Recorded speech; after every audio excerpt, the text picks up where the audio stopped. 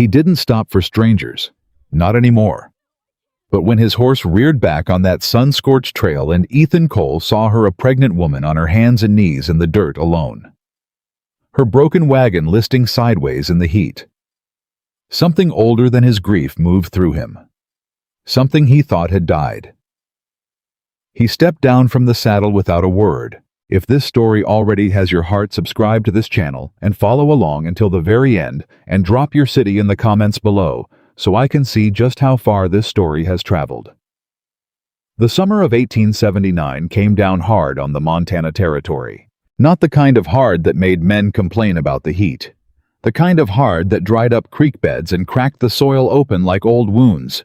The kind that pushed cattle into the shade of pine ridges and kept horses nervous and short-tempered from sunup to sundown. The mountains held the heat different than the flatlands. Up here it pressed down from above and rose from the ground both at once, and there was nowhere to escape it. Ethan Cole had stopped noticing it years ago. He rode the high trail alone, the way he did everything, without hurry, without conversation, without any particular expectation that the day would deliver anything worth remarking on. His horse, a dark bay named Cutter, moved through the dry grass at an easy pace. Ethan's hat brim was pulled low. His jaw was set. His eyes tracked the ridgeline the way a man's eyes do when he's trained himself to watch for threats but no longer expects them. He was 39 years old, and he looked like a man who had earned every one of those years the hard way. 6 feet and lean through the shoulders, with hands that were rough from rope work and fence building and the thousand small brutalities of running a cattle operation alone on the eastern slope of the Beartooth Range. He didn't talk much. Didn't need to. The only living things that required conversation from him were his 4 horses and the occasional stray calf that wandered too close to the tree line. Everything else in his life had learned to make do without his words. That was how he preferred it. He had not always been a solitary man. There had been a time, and it felt like someone else's life now, like a story he'd been told about a stranger, when Ethan Cole had a wife, a small ranch in the valley, and enough hope in his chest that it actually ached. Sometimes the good kind of ache that comes from wanting things and believing you might get them. Her name had been Margaret, and their son had been named Thomas.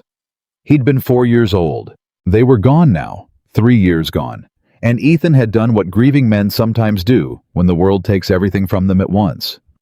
He'd moved higher up the mountain, pulled the road in behind him, and decided that the only life worth living was one small enough that losing it wouldn't destroy what was left of him. It was a strategy. It wasn't living. But he hadn't figured out the difference yet. He was halfway down the long switchback that descended toward the lower meadow when Cutter stopped. Not the slow, distracted stop of a horse that wanted grass. The hard, sudden stop of an animal that had heard or smelled something that didn't fit. Ethan sat very still. His hand didn't go to his rifle. Not yet. He just listened. Wind through the pine needles. A hawk somewhere far above. The dry creak of something wood, maybe. And then barely there, beneath the other sounds, a voice. A woman's voice. He almost didn't recognize it as such. It was too thin, too broken. More like breath shaped into sound than actual words. But it was there, rising and falling in the heat shimmer at the bottom of the trail where it curved around a stand of cottonwood trees. Ethan sat another long moment. He had a rule about this kind of thing. He had a lot of rules. Rules were what kept a man at the correct distance from the world. And one of his clearest rules was that he did not involve himself in other people's trouble. Not because he was cruel, he understood the difference between cruelty and self-preservation. But because he had learned at a cost that had nearly killed him that getting involved meant caring, and caring meant exposure. And exposure meant that the next time the world decided to take something from you, it would find you standing right out in the open with nothing between you and the loss. He had not stood out in the open in 3 years. So he sat on Cutter and listened to the woman's voice and told himself it was probably nothing. Probably a traveler with a lame horse or a stuck wheel. Probably someone with family nearby. Probably someone who didn't need a silent mountain cowboy making her situation more complicated. Cutter shifted under him. The horse could feel his hesitation. "Easy," Ethan said quietly. Then the voice came again, and this time the wind brought it up the trail clear enough that he could make out the words. "Please! Somebody, please!" He was moving before he'd made the conscious decision to move. Cutter picked the path down around the cottonwoods at a careful trot, and when they came around the bend, Ethan pulled up short. The wagon had come off the trail on the outside of the curve where the ground dropped away into a dry gully. One of the rear wheels had broken clean through the spokes, splintered the rim bent at an angle that made it obvious there was no fixing it out here, not with anything a traveler would be carrying. The wagon had lurched sideways when the wheel gave way, and it had stopped only because the left front wheel had caught on a boulder.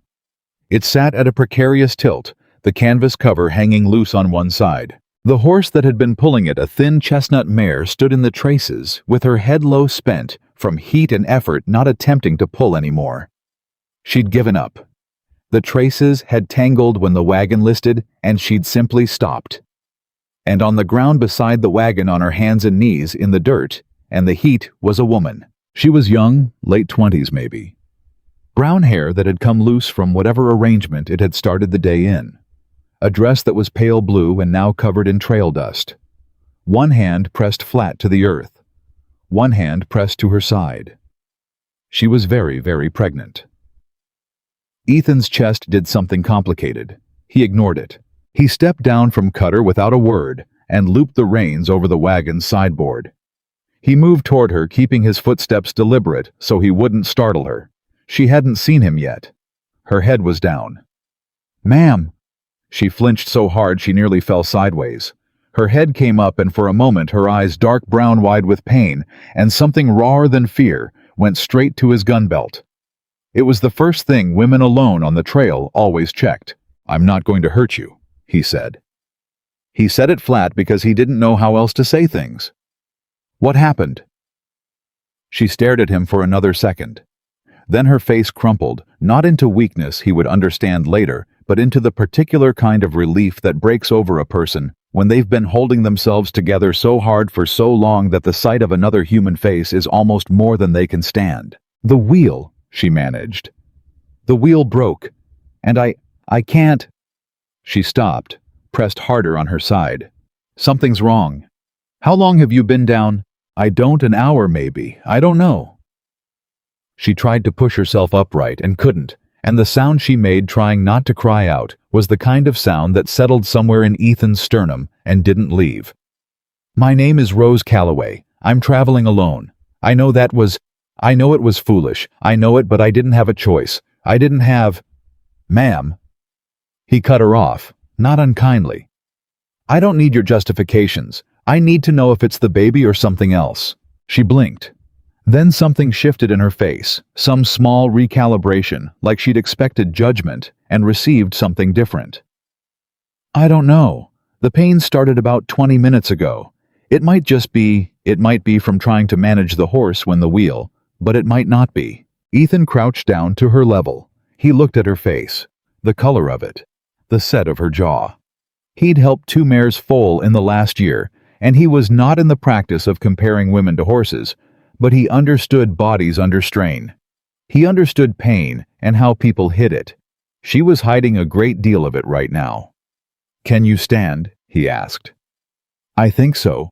If you—" She reached a hand out. He took it, steady, careful, without ceremony. He got her to her feet slowly, and she stood with one hand on his arm and one hand pressed to her lower back, breathing through her teeth. "All right," he said. "I just need to rest a moment," she said. "If you could help me get the wheel off that rock, so the horse can—" "Your horse is done," Ethan said. "Look at her." Rose looked. The mare's sides were heaving in a way that had nothing to do with effort and everything to do with the heat and the exhaustion underneath it. Rose's face went through several things in quick succession, denial, calculation, and then a grief that was clearly about more than the horse. "She belonged to my husband," Rose said quietly. Ethan said nothing. He waited. "He died," she said. 4 months ago. I've been trying to get to my sister in Billings. She said she'd—" Rose stopped, straightened her spine. He watched her do it, watched her consciously rebuild whatever wall had come down when she'd first seen him. "I'm sorry, you don't need my troubles." "How far along?" he asked. She looked up at him. "The baby," he clarified. 7 months. A pause. "Almost 8. His jaw tightened. He turned toward the wagon. "What do you have in here that you absolutely cannot leave?" She stared at him. "What?" "Your wagon is not moving today. Your horse cannot pull it if it was. If you've got things in there you need, we take them now." "What can't you leave?" Rose Calloway looked at the tilted wagon, at the broken wheel, at the spent mare standing in the traces, and he watched understanding settle over her, the way it does when a person stops arguing with a situation and begins to accept it. "There's a trunk," she said. "In the back. It has papers, and some clothes, and a box." "What's in the box?" Something crossed her face, brief and guarded. "Nothing that concerns anyone but me." He held her gaze for exactly 1 second. Then, he turned toward the wagon. "Stay there." He climbed up into the tilted bed without ceremony and found the trunk immediately old solid, bound with leather straps. He dragged it to the tailgate. Then he found a smaller box beneath a folded quilt, cedar-sided, latched shut. He added it to the tailgate. Rose had managed to make her way around to the back of the wagon. She was watching him. "You didn't have to—" "Which thing's on top of those?" he asked, nodding at the rest of the wagon's contents. She hesitated. "The quilt. And there's a lantern that was my mother's." He handed them down without comment. Then he climbed down, checked the straps on Cutter's saddlebags, and started considering how to manage the weight distribution. "You'll ride," he said. "I'll walk. I'm not putting you out of your saddle." He looked at her. Just looked. "Ma'am," he said slowly, "you are 7 months pregnant, possibly in early labor, standing on a trail in the Montana Territory, with no horse, no working wagon, and approximately 4 hours until sundown. You are going to ride." Her chin lifted. He noted it, the reflex of a woman who'd spent years not being argued with.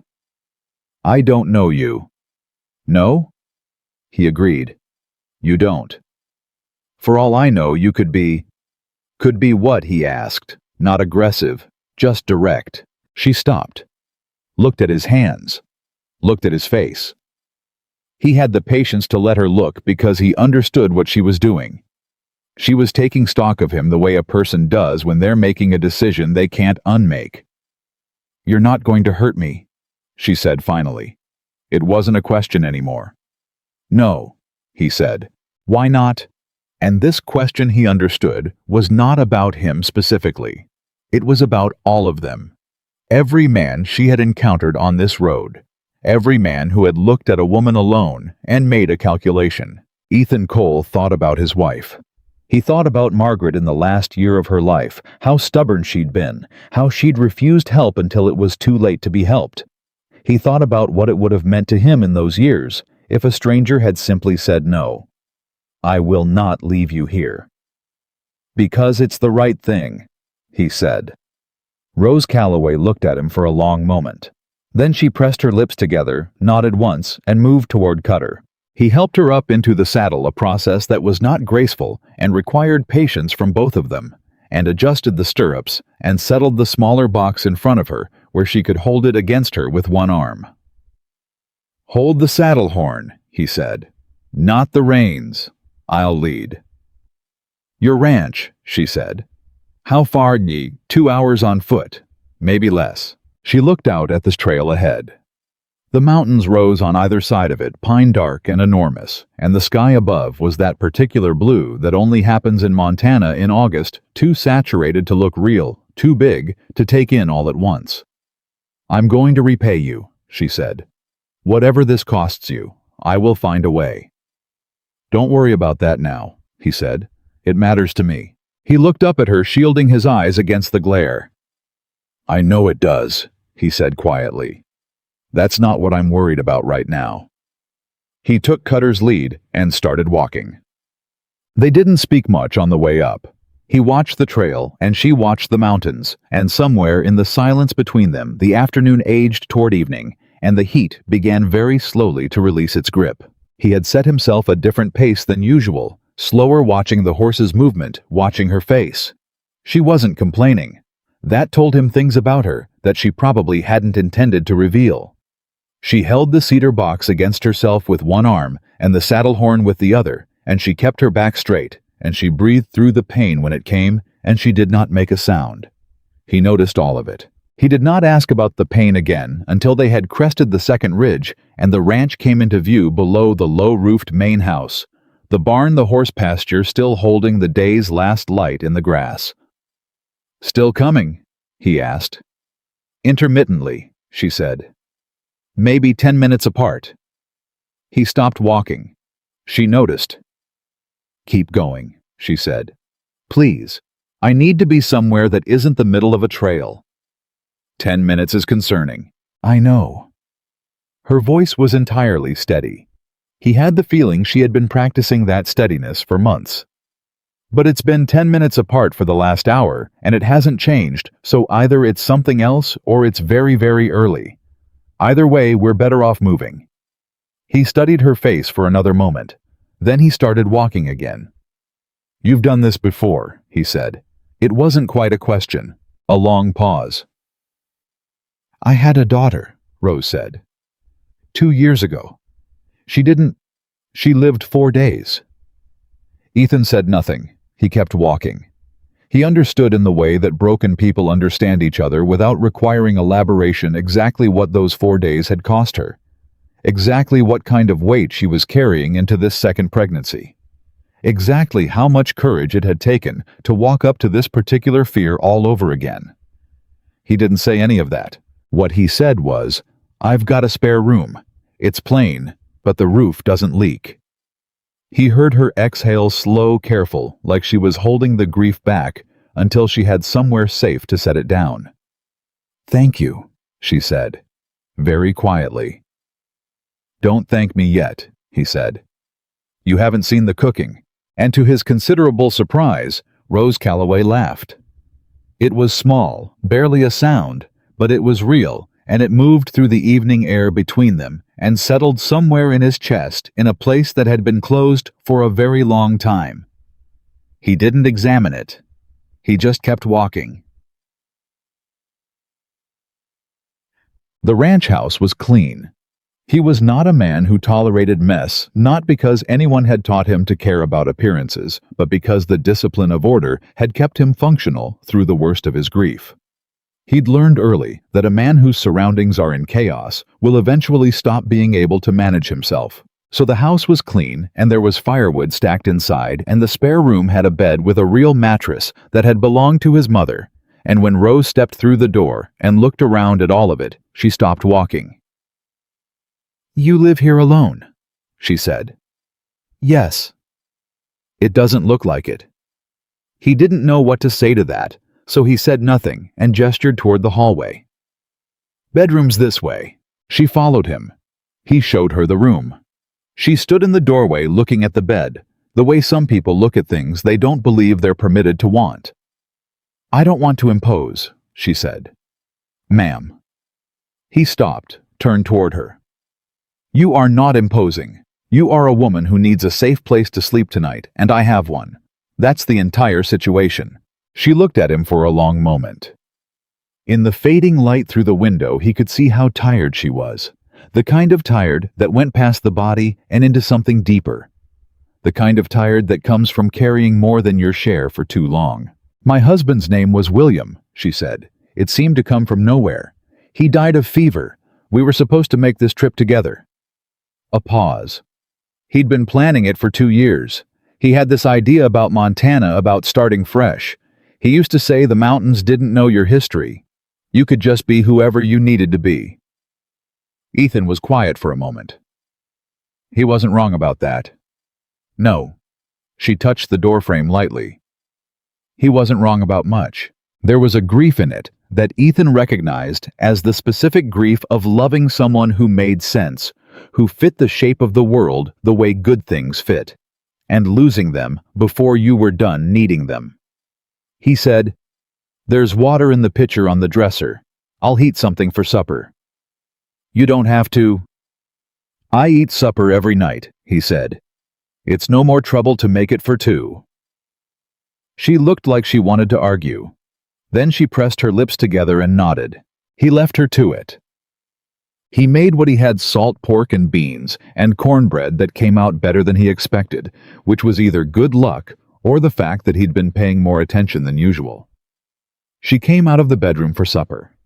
She'd washed her face and rebraided her hair, and she sat at the table with her hands folded in her lap like she was trying to take up as little space as possible. He set food in front of her. She ate with the focused attention of someone who needed the calories and knew it without pretending she wasn't hungry. He respected that. They were mostly quiet. Outside, the night was coming in full, and the stars over the Montana mountains were extraordinary, the way they always were up here, more stars than sky. At some point she said, "The box." He looked up. "The cedar box. You asked what was in it." He waited. "My husband worked as a land surveyor." She said it carefully, like she was placing something fragile on the table between them. He found irregularities in some of the land grant documents coming out of the territorial office. False surveys, forged signatures. He was going to report it. Another pause. He got sick before he could. Ethan set down his fork. "And the people behind those documents," he said slowly. "They know about the box." Rose looked at him directly. Her eyes were very steady. "I believe that's why my wagon wheel broke," she said. "I don't believe it happened on its own." The room was very quiet. Ethan Cole had spent 3 years arranging his life so that nothing could reach him, so that nothing required him to stand between it and someone vulnerable. He had built those walls carefully, methodically, with the particular skill of a man who knows exactly how much he can afford to lose. He looked at the woman across the table from him, at her steady eyes and her exhausted face, and the shape of the future she was carrying into this world, despite everything. "Tell me everything," he said. She studied him for a moment. "You should know what you're getting into before—" "I said tell me everything." Her chin lifted slightly, a small adjustment. "You're sure?" He looked at her. "Ma'am, if someone tampered with your wagon wheel on a trail in the Montana Territory while you were 7 months pregnant and alone, then I am very sure." Something moved through her expression then. Something that might have been the very first edge of trust, not full, not complete, but there. A crack of light under a door. "His name," she said quietly, "is Harlan Cross. He controls most of the land grant process in this county. If the papers in that box become public knowledge, then he loses everything." Ethan finished. "And he has nothing to lose," Rose said, "which makes him very dangerous." Ethan pushed back from the table. He stood and moved to the window and looked out at the dark Montana night, at the stars and the mountains, and the enormous quiet of the place he had chosen specifically because nothing could find him here. He thought about rules, about distance, about the clean, manageable smallness of a life with walls around it. Then he thought about a wagon wheel broken on a mountain trail, and a woman on her hands and knees in the heat, and the way she'd looked at him when she'd understood he wasn't going to leave. "You'll stay here," he said. "Not a question. Until we figure out what to do with what's in that box." Silence. Ethan. She had used his name. He'd told it to her on the trail somewhere between the first ridge and the second. "I brought trouble to your door." "Trouble was already here," he said. He didn't explain what he meant by that.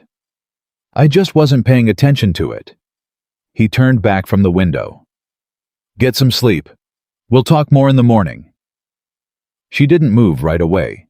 She sat at the table, looking at him with an expression he couldn't fully read, something between wariness and something softer that she hadn't quite allowed yet. "Why are you doing this?" she asked. It was the same question asked a different way. The same question she'd asked him on the trail when she'd looked at his hands and decided he wasn't a threat. And he gave her the same answer because it was the only honest one he had. "Because it's right," he said.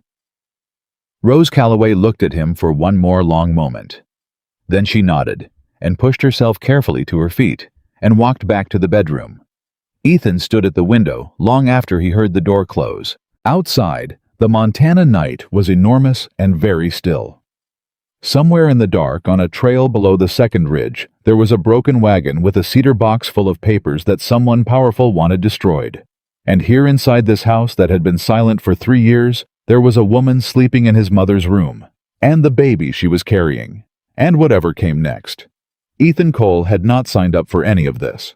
He stood at the window and looked at the stars, and he breathed, and he thought about walls, and what they were really for, whether they kept danger out, or whether they just kept a man safely numb inside them. He didn't have the answer, but he stood at the window a long time, and he didn't sleep, and he kept watch over the dark trail below. Because someone had to. He didn't sleep that night. Not really. Ethan sat in the chair by the front window with his rifle across his knees and his eyes on the trail below, and the hours moved over him the way hours do when a man has too much to think about and not enough answers to think with. The stars shifted. The wind came down off the high peaks and moved through the grass in long, slow waves. Somewhere in the dark, an owl hunted. Somewhere in the house behind him, Rose Calloway slept in his mother's room, and the cedar box sat on the kitchen table, and everything he had spent 3 years building around himself felt suddenly very thin. He was not a man who made decisions quickly. He was not a man who made them slowly either.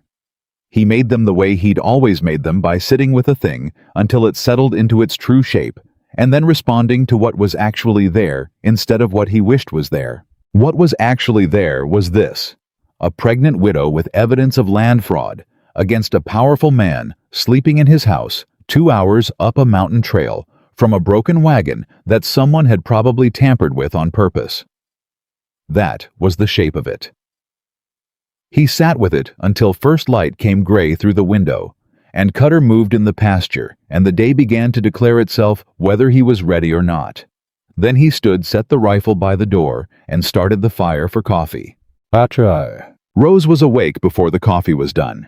He heard her moving in the bedroom, careful, deliberate movement, the kind that told him the pain from the night before hadn't entirely released her.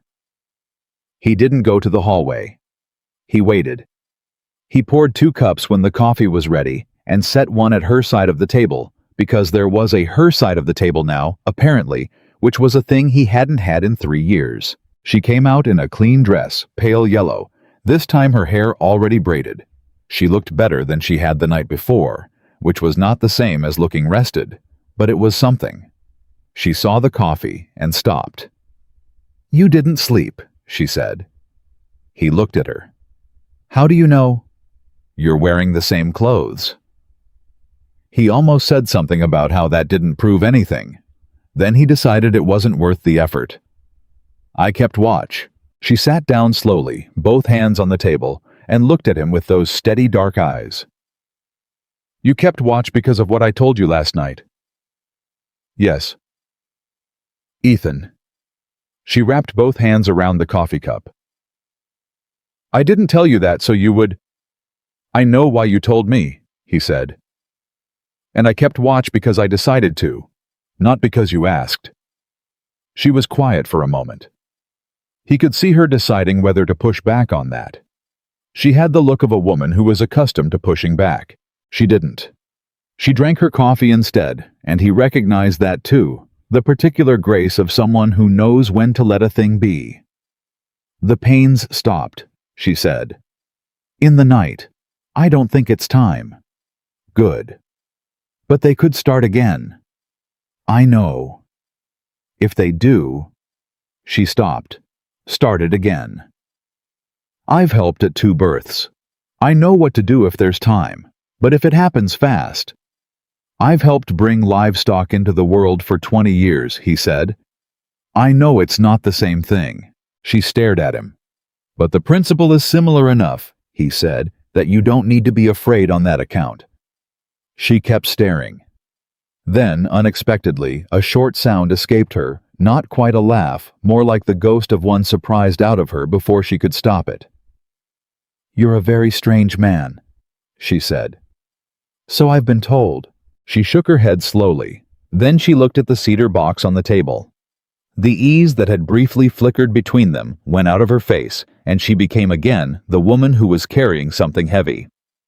"I need to tell you the rest of it," she said. "I figured." She set down her cup. "William, my husband, he started noticing inconsistencies in the surveys about 8 months before he died.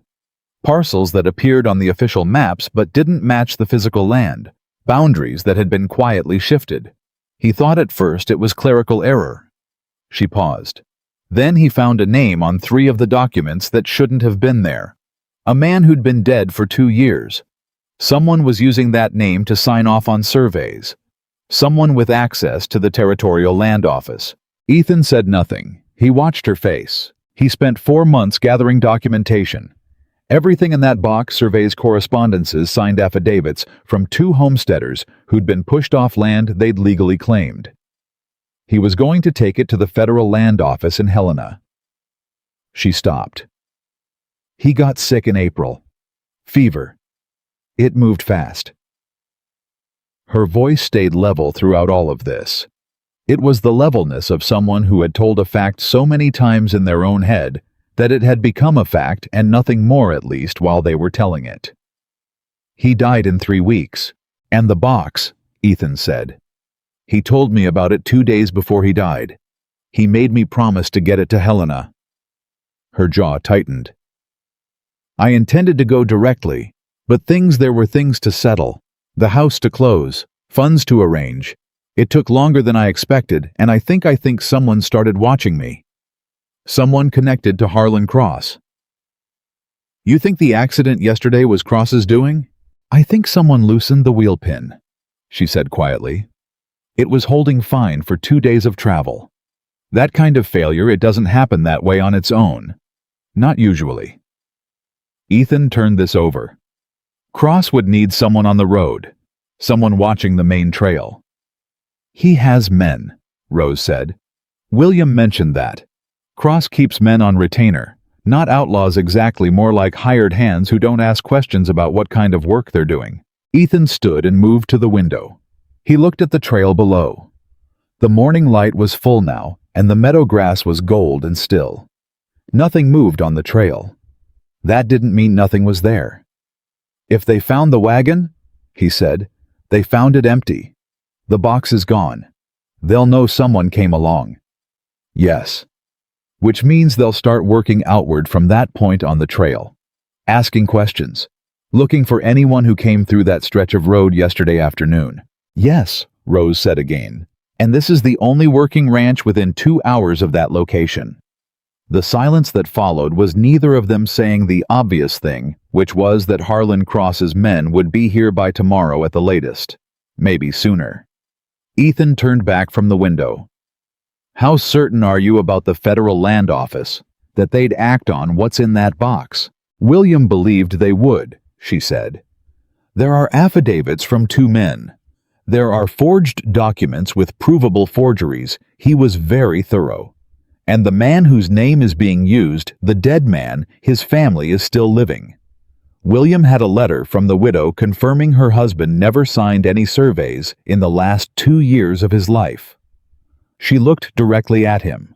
"If the right person in Helena sees that box, Harlan Cross loses everything. His land holdings, his contracts, his standing with the territorial government. Everything. Which is why he's willing to tamper with a pregnant woman's wagon wheel on a mountain trail," Ethan said flatly. Something crossed Rose's face, then something raw and brief that she shut down almost immediately. "Yes."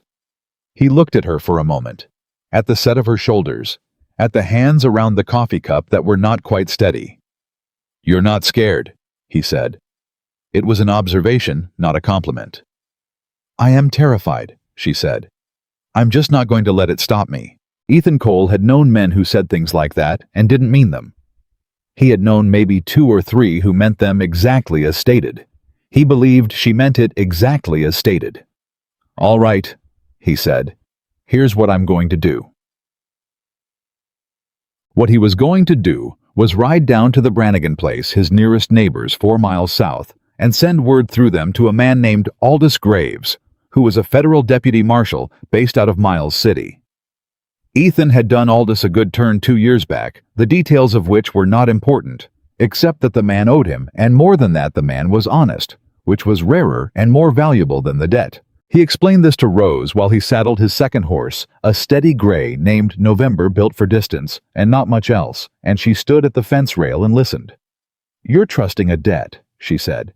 "I'm trusting a man," he said. "The debt is just the reason he'll come fast." "How long?"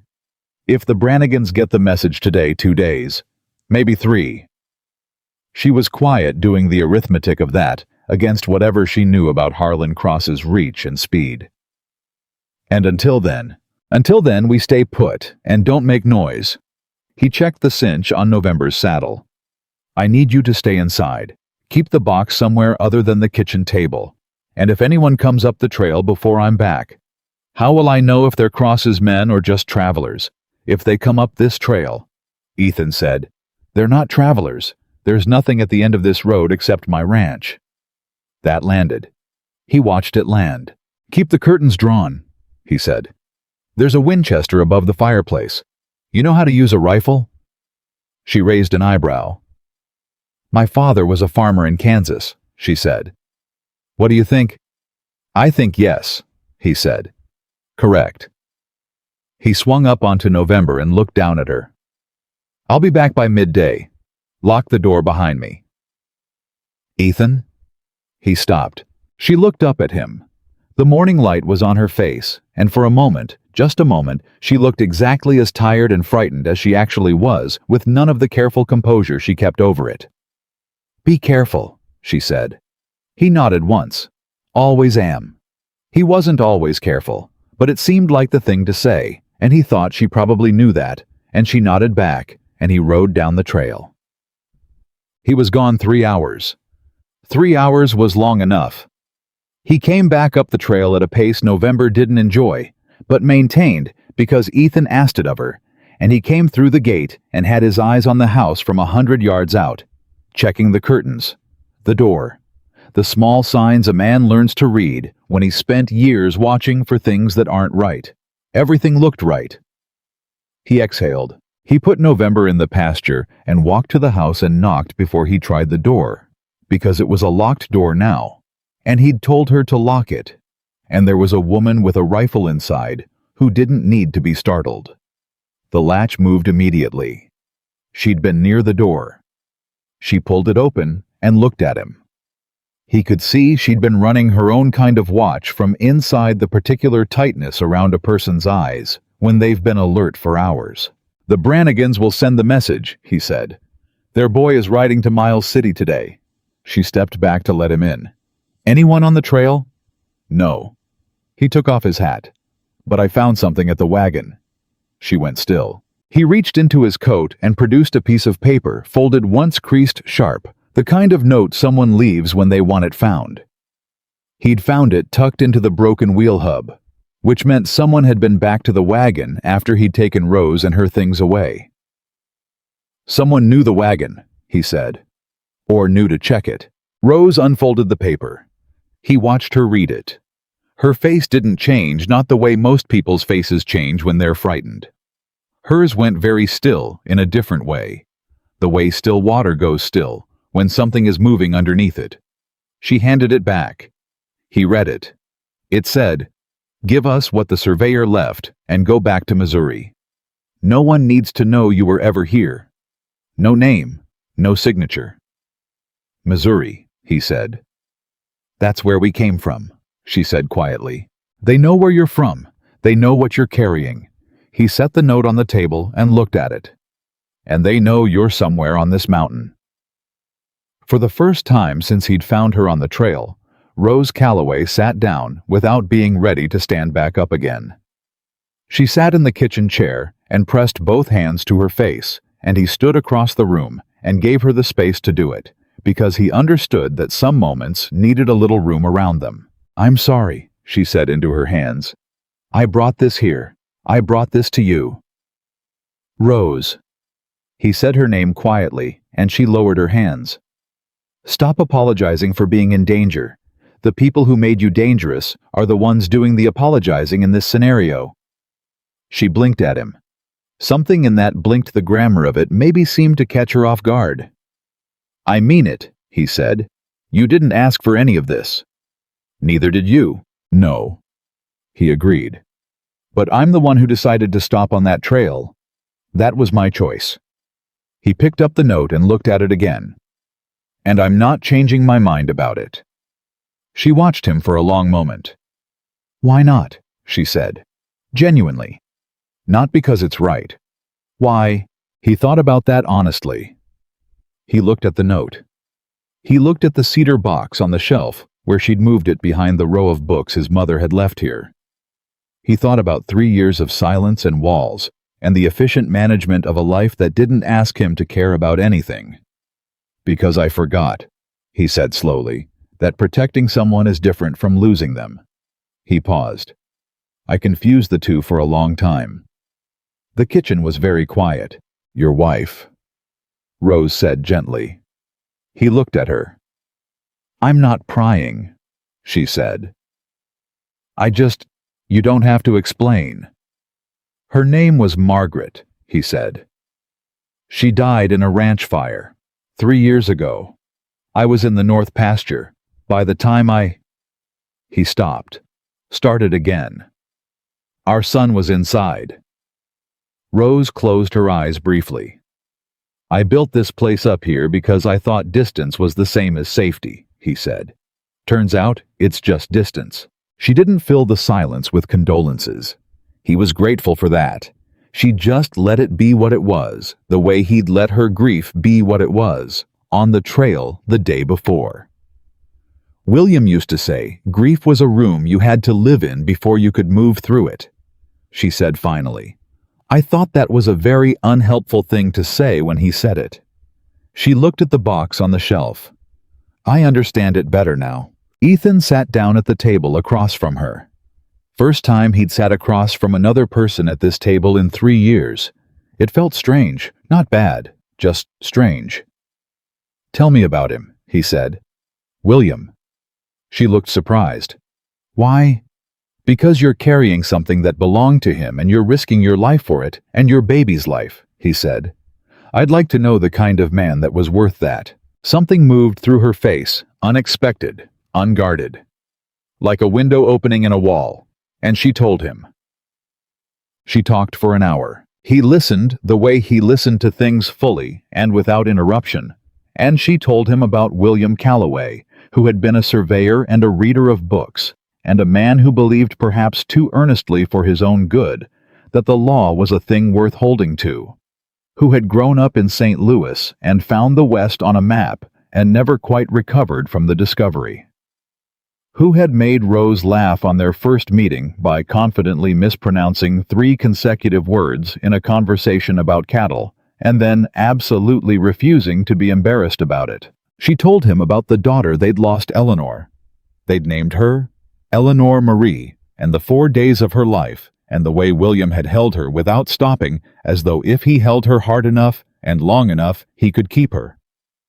She told him how he'd looked when the fever took him, how she'd sat beside him and read aloud from the book of maps he loved so that the last thing he heard was the names of places he'd always wanted to go.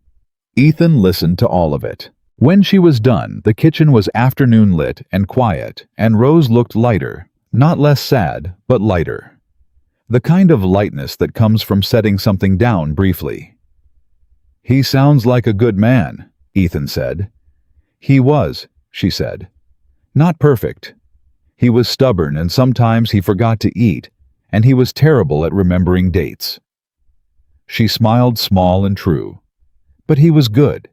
He wanted good things for the right reasons. That's rarer than people think, Ethan said. She looked at him. Yes, she said. I'm finding that out. The moment held between them for just a second longer than ease would account for. Then she looked away, and he looked at the window, and the afternoon went on. I should check the horses, he said, standing. Ethan? She said his name the same way she had on the trail. He stopped. Thank you for asking about him. Most people don't ask, they just... She made a small gesture. They act like talking about him will make it worse. Does it? He asked. No, she said. It makes him real again for a minute. He nodded. He understood that exactly. He went to check the horses. He was in the barn when he heard it. Not a loud sound. Not a sound that would alarm a person who wasn't already listening for things that didn't fit. A single, sharp sound from the tree line at the north edge of the pasture, the sound of something stepping on dead wood. Ethan didn't move fast. He moved exactly the way he always moved, which was with purpose and without waste, and he came around the side of the barn with his hand on his revolver and his eyes on the tree line. 2 men on horseback. They were still in the trees. Not moving yet. Just watching the ranch. He didn't draw. Drawing was a statement. He wasn't ready to make that statement yet.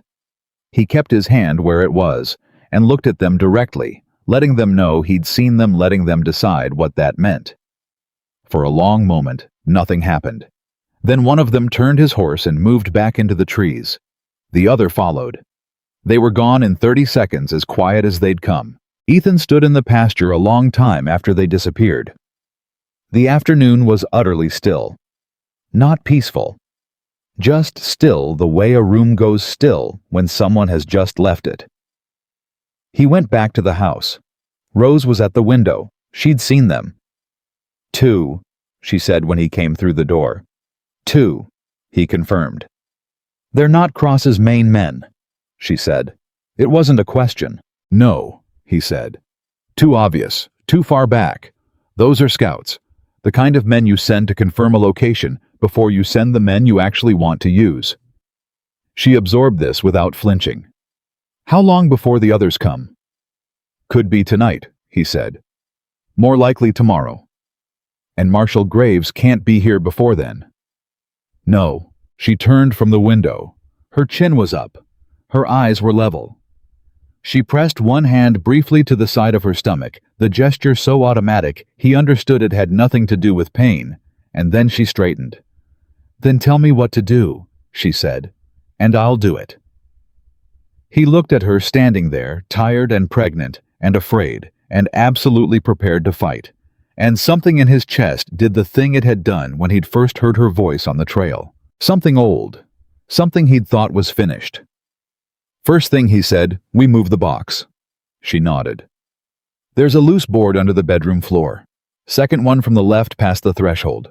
Nobody finds that who doesn't already know it's there. All right. Second thing. He moved to the fireplace and took the Winchester down. He checked the load with quick, practiced hands, then held it out to her. You sleep with this tonight. She took it without hesitation, held it with the easy familiarity of someone who actually knew what she was holding. Third thing, he said. She waited. Try to eat something, he said. You haven't eaten since breakfast and you're doing enough work keeping that baby safe without running on empty. She stared at him. He stared back. That's your third tactical priority, she said slowly. Supper. It's not tactical, he said. It's practical. A long pause. You are, she said again, quieter this time, with something in it he hadn't heard the first time she'd said it, a very strange man, Ethan Cole. So I've been told, he said, and went to cook supper. She helped despite his clear intention that she would not. She sat at the table and sliced cornbread with the focused efficiency of someone who spent the first 25 years of their life in a kitchen where you helped, or you went hungry, and she talked while she did it, not about Cross, not about the men in the tree line, not about the box under the bedroom floor. She talked about her sister in Billings, who was named Harriet, and who was apparently a force of nature in the specific way that certain Kansas women became forces of nature, which Ethan gathered had something to do with the particular combination of prairie weather and personal stubbornness. He cooked and listened, and didn't say much. But the kitchen was warm and the food was good, and the evening came on outside, and somewhere in the middle of it all, Somewhere between the cornbread and the sound of the wind in the eaves, the house felt different than it had that morning. Felt less like the quiet structure a man builds around his grief. Felt more like a house. He didn't remark on it, but he noticed. After supper, she took the box to the bedroom and put it under the floor the way he'd shown her, and he checked the latches on every window and moved the chairs back from the walls and made the small, practiced adjustments that a man makes to a space when he's preparing it to be defended rather than lived in. She watched him do it from the doorway of the hallway. "You've done this before," she said. "Once or twice." "Since Margaret." He paused at the parlor window. "Before," he said. "I wasn't always a rancher." She let that sit for a moment. "What were you before?" He looked at her. "Army Scout, 4 years. Then Pinkerton briefly, which I didn't take to. Then I came out here and built something that was mine." He moved to the next window. "Didn't think I'd need the old skills again." "Do you mind," she said, "that you need them now?" He thought about it honestly. "No," he said to his own mild surprise. "Not particularly." She nodded slowly. "Good night, Ethan." "Good night, Rose." She went to the bedroom. The door didn't close all the way, left an inch of space, he noticed, so she could hear the front of the house. He set the chair back by the front window, rifle on his knees. Outside, the Montana night was enormous and dark and completely without sound. He watched it the way a man watches something he doesn't entirely trust. And somewhere past midnight, when the silence had gone on long enough that a less experienced man might have been lulled by it, Ethan Cole heard hoofbeats, not 2 horses, more, coming up the trail at a pace that didn't bother with quiet. He was on his feet and at the bedroom door in 4 steps. "Rose," he said. She was already awake. He could see the Winchester in her hands. "I heard," she said. He looked at her in the dark. At this woman he had known for less than 24 hours who was holding a rifle and meeting his eyes without flinching. And he thought briefly with the part of his mind that was not already running calculations about sightlines and approaches, and how many men made that kind of sound on a mountain trail that William Calloway had been right about one thing. He'd chosen well. "Stay in the room," Ethan said. "Unless they get past me." "If they get past you." "They won't," he said. "But if they do, you protect that baby." She held his gaze for one hard second. "Don't let them get past you," she said. He turned back to the front of the house. The hoofbeats were getting closer. There were 4 of them. Ethan knew it before they reached the gate. He could count horses by sound. It was a skill that had kept him alive twice during his Pinkerton years, and once in a canyon outside of Bozeman he didn't like to think about. 4 horses, 3, moving with the easy rhythm of men who did this kind of work regularly, one moving a little slower, a little heavier. That one was carrying someone who didn't ride for a living. That one he suspected was Harlan Cross. He didn't open the door. He moved to the side window instead, the one that gave him an angle on the approach without putting him square in front of the doorframe, which was the kind of thing a man learned to think about when people were coming to his house at midnight with unclear intentions and clear numbers. They stopped at the gate. For a long moment, nothing. Just the sound of horses breathing and the creak of saddle leather. Then a voice, smooth, unhurried, the voice of a man accustomed to being listened to. "Mr. Cole, I know you're awake." Ethan said nothing. "My name is Harlan Cross. I'm a businessman with land holdings in Custer and Yellowstone counties. I'm not here to cause trouble." A pause waited with the particular patience of someone who uses patience the way other men use threats. "I'm here because I believe you have something that belongs to me." Ethan moved to the front window. Careful. Staying low, staying to the side of the frame. He could see them now in the pale moonlight. 4 riders at the gate, like the man had said. The one slightly ahead of the others was broad-shouldered, well-dressed, even at this hour, sitting his horse like a man who'd paid someone a great deal of money to teach him how.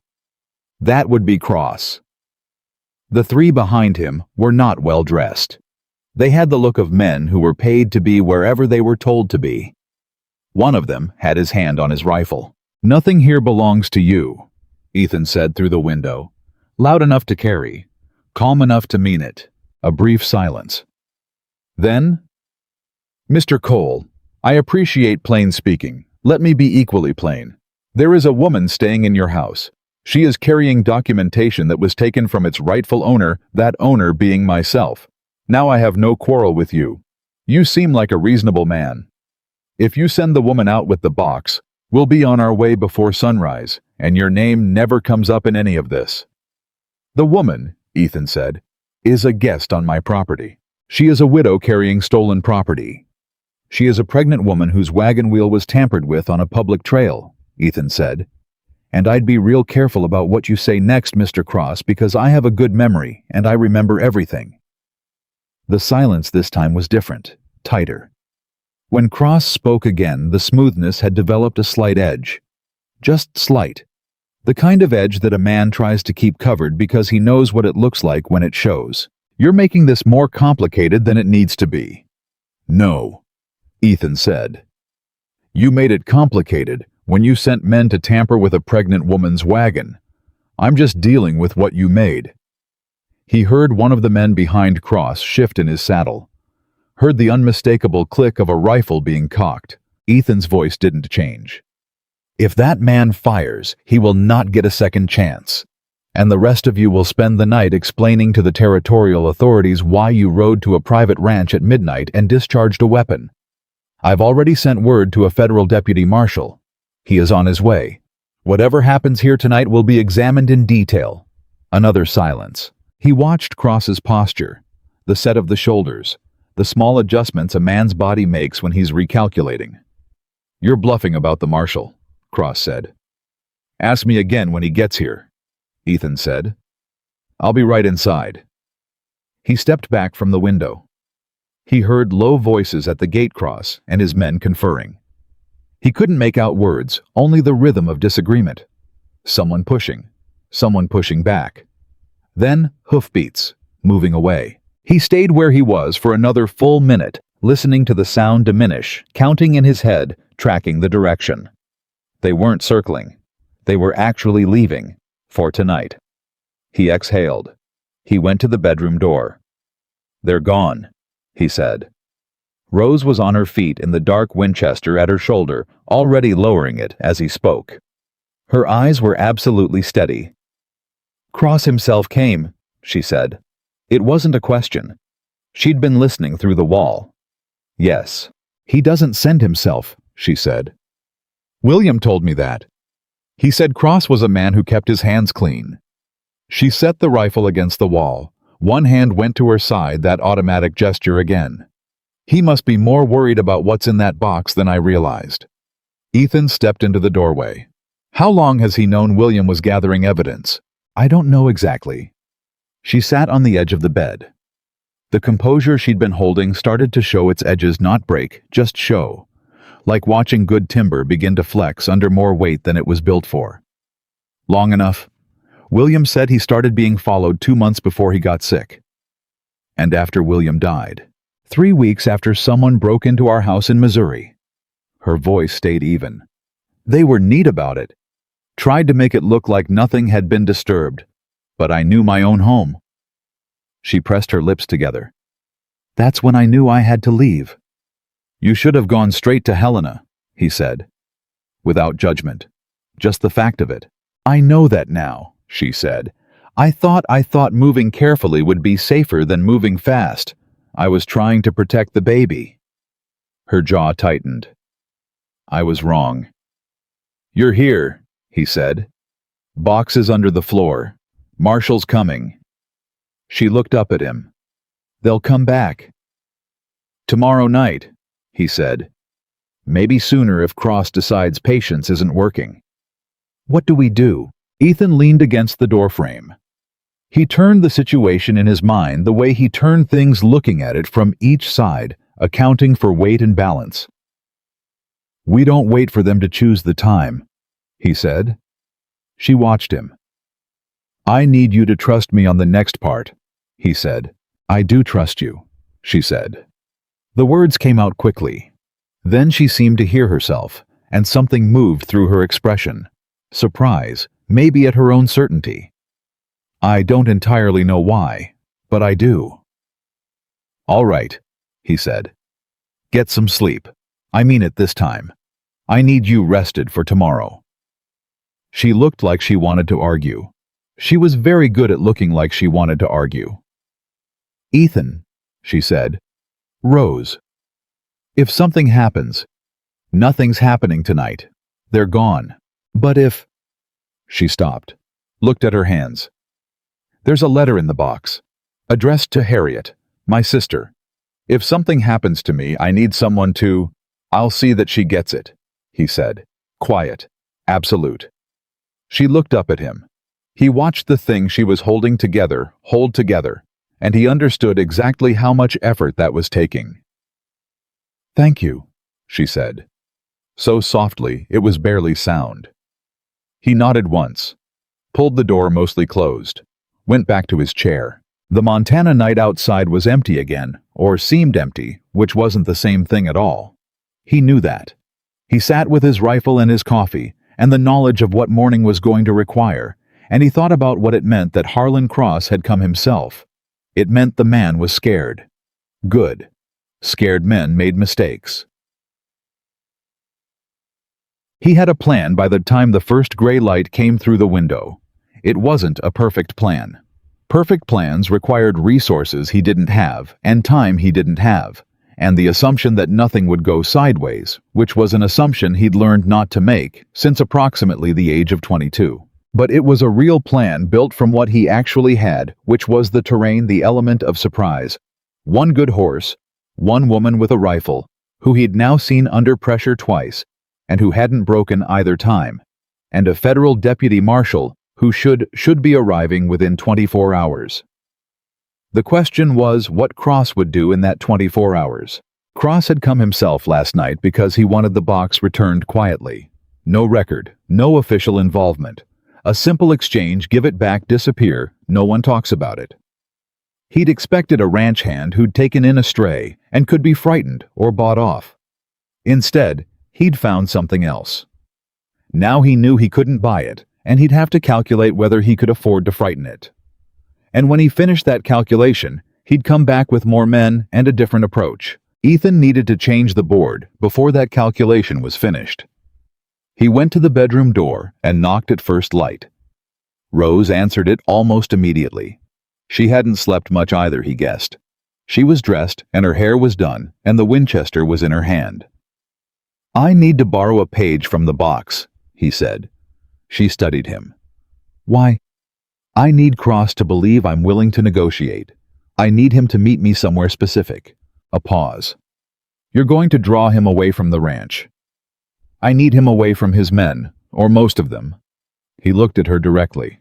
He'll bring someone. Always does with men like him. But if I can get him to meet me at the lower meadow down near the cottonwoods where I found you, he won't bring all four. Too obvious for a negotiation. He'll bring one, maybe two. And at the lower meadow you have the advantage, she said. I know that ground, he said. He doesn't. She was quiet for a moment, turning it over. And I stay here. You stay here, he said. Box under the floor. Winchester in your hands. If anyone comes to this door who isn't me, you don't open it. What if it's Cross's men? The house is built from 6-inch pine, he said. You get to the back room and you stay low and you wait. Don't open the door for anyone until you hear my voice. And if your voice doesn't come, she asked. Direct, unflinching. He looked at her. Then when morning comes and it's quiet, you take November from the pasture and you ride north. There's a town called Harker's Crossing, 12 miles. You go to the sheriff. Not the land office, the sheriff. You tell him a federal deputy marshal named Aldous Graves is en route, and he needs to meet him at this ranch. She absorbed all of this, nodded once. Page from the box, she said. Which one? One of the forged surveys, he said. I want Cross to believe I've looked through the box and I understand what I'm holding. That changes his calculation. She went to the bedroom floor without another word, lifted the board, and came back a moment later with a single folded survey document. She held it out to him. He took it. looked at it briefly, dense with figures and boundary descriptions. And there, in the bottom right corner, a signature he assumed belonged to a dead man. William was thorough, he said. He was, she said. And the pride in it was the specific pride of someone who loved a person, not despite their qualities, but because of them. He folded the paper and put it in his coat. I'm going to ride down and leave word at the trail junction. Cross has a man watching from the trees. He's been there since before dawn.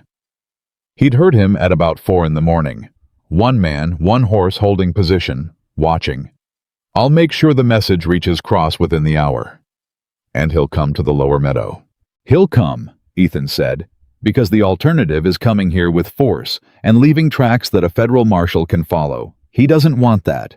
He wants this solved quietly. He checked his revolver, checked the second one, the smaller one he kept in his boot. I'm going to give him the belief that quiet is still possible. Is it? No? He said simply. But he doesn't know that yet. She watched him prepare with the focused attention of someone memorizing details. He noticed. I'll come back, he said. You don't know that. No? He agreed. But I intend to. That's not nothing. She pressed her lips together. For a moment, just a moment, he saw through all of it. The steadiness and the competence and the careful management of her own fear.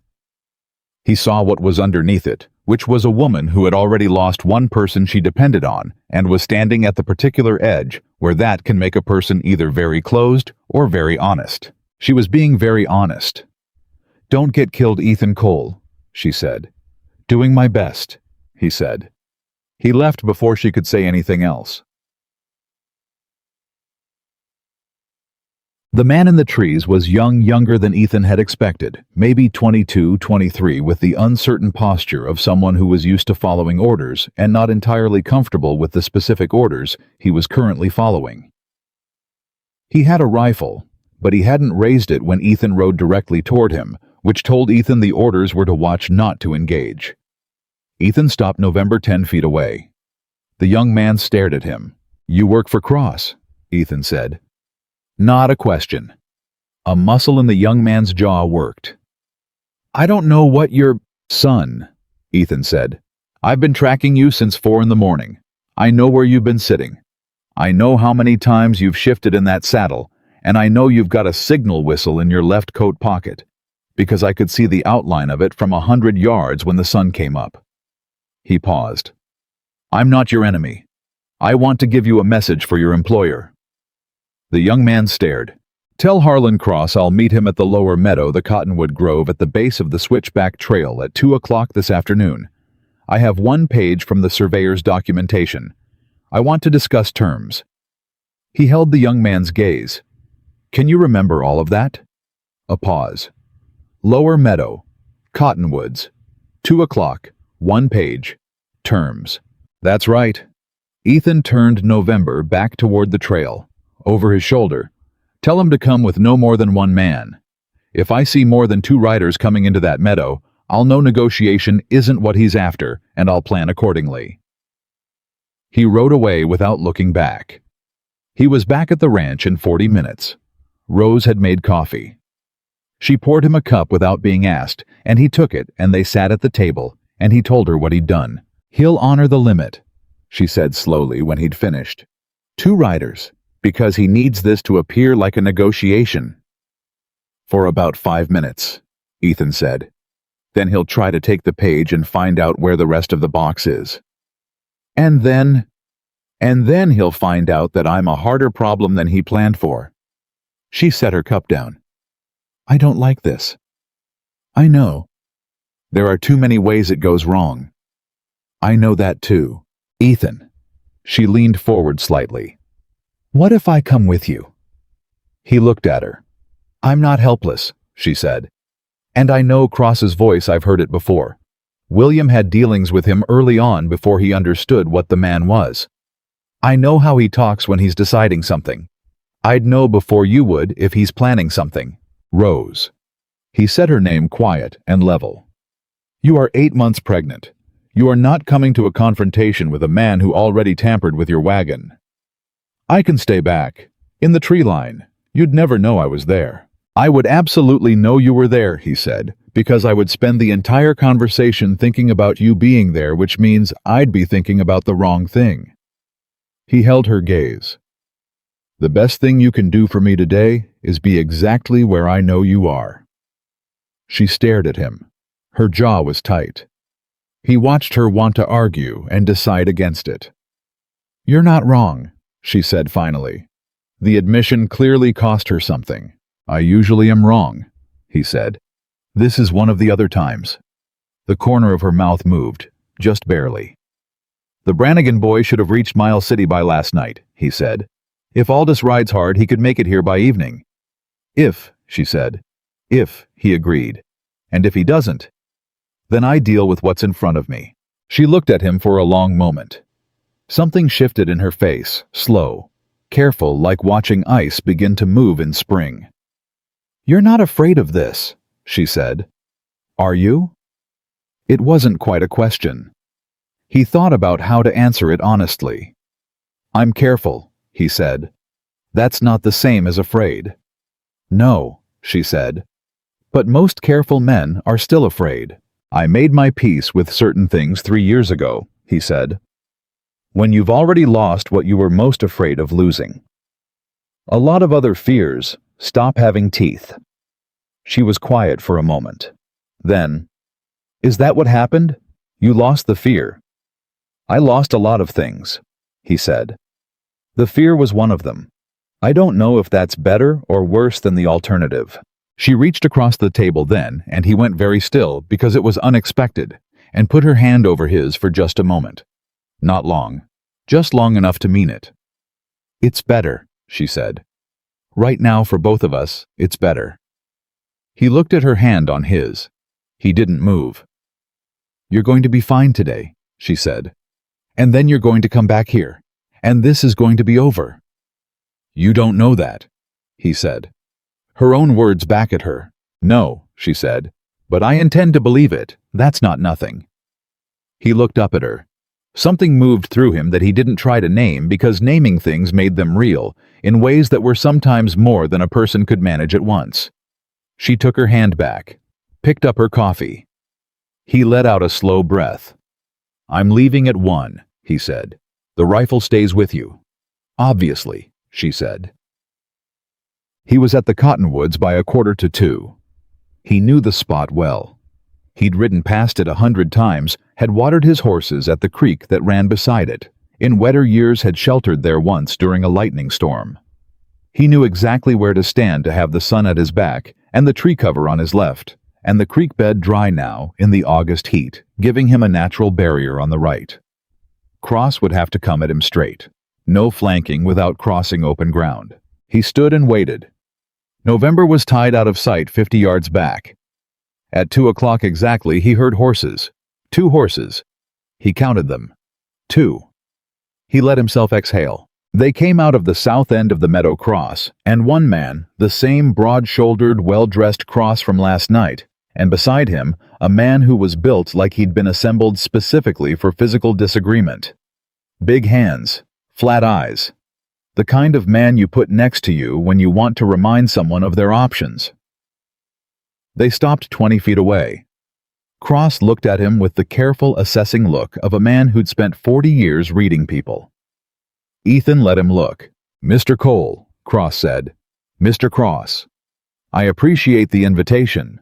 Cross's voice was warm in the way that some men's voices are professionally warm, the warmth sitting on top of the voice like a coat that doesn't quite fit.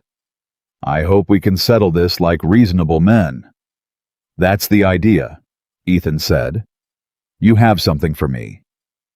Ethan reached into his coat and produced the folded survey. He held it up where Cross could see it, but he didn't offer it forward. Cross's eyes went to it immediately. He tried not to show how much they wanted to stay on it. He failed slightly. That is private property, Cross said. It's a survey document with a dead man's signature on it, Ethan said. Dated 8 months after that man died. I'd be real cautious about the word private. The warmth in Cross's voice developed more of that edge, still covered, less well. Where is the rest of it? Somewhere you won't find it, Ethan said. That's what I want you to understand this afternoon. The box is gone. What's in it has been copied, and those copies are already on their way to Helena.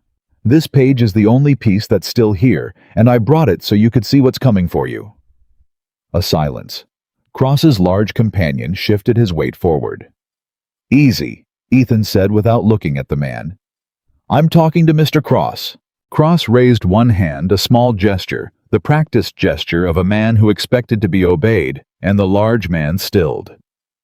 "You're lying about the copies," Cross said. "The woman has been on this mountain for less than 2 days. She hasn't had time."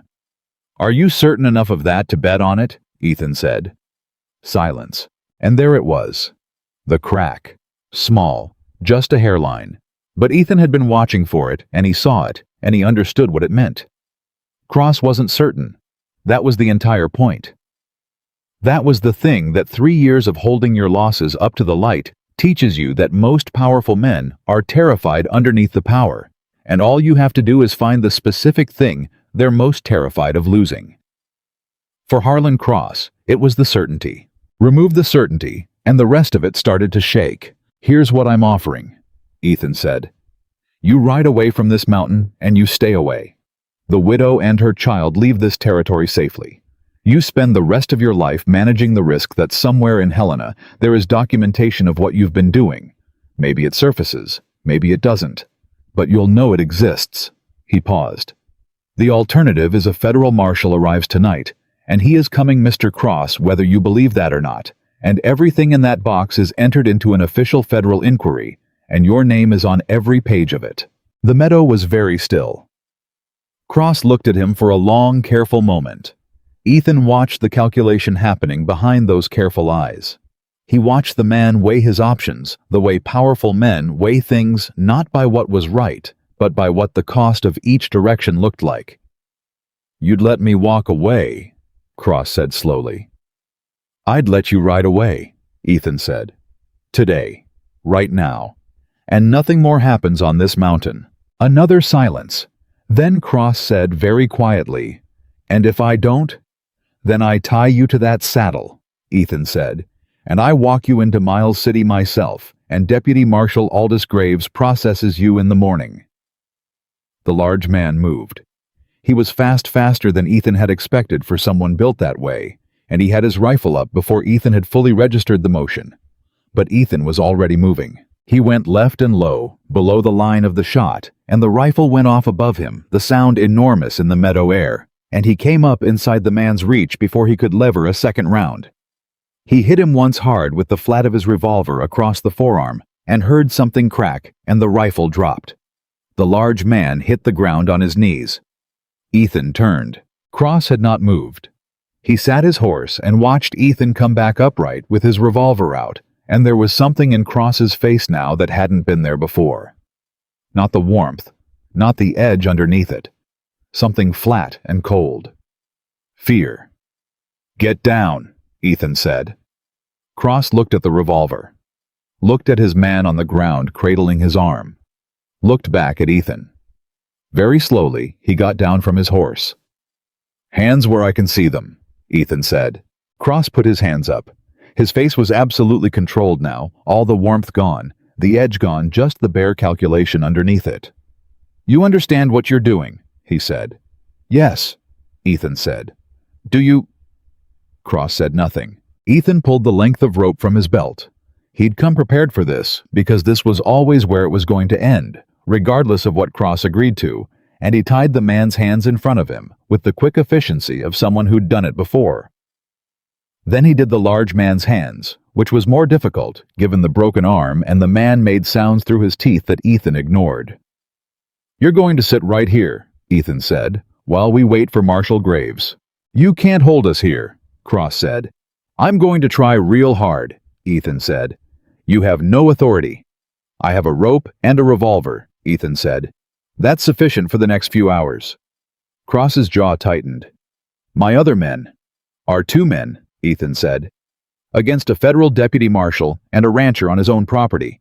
The math doesn't work in your favor." Silence.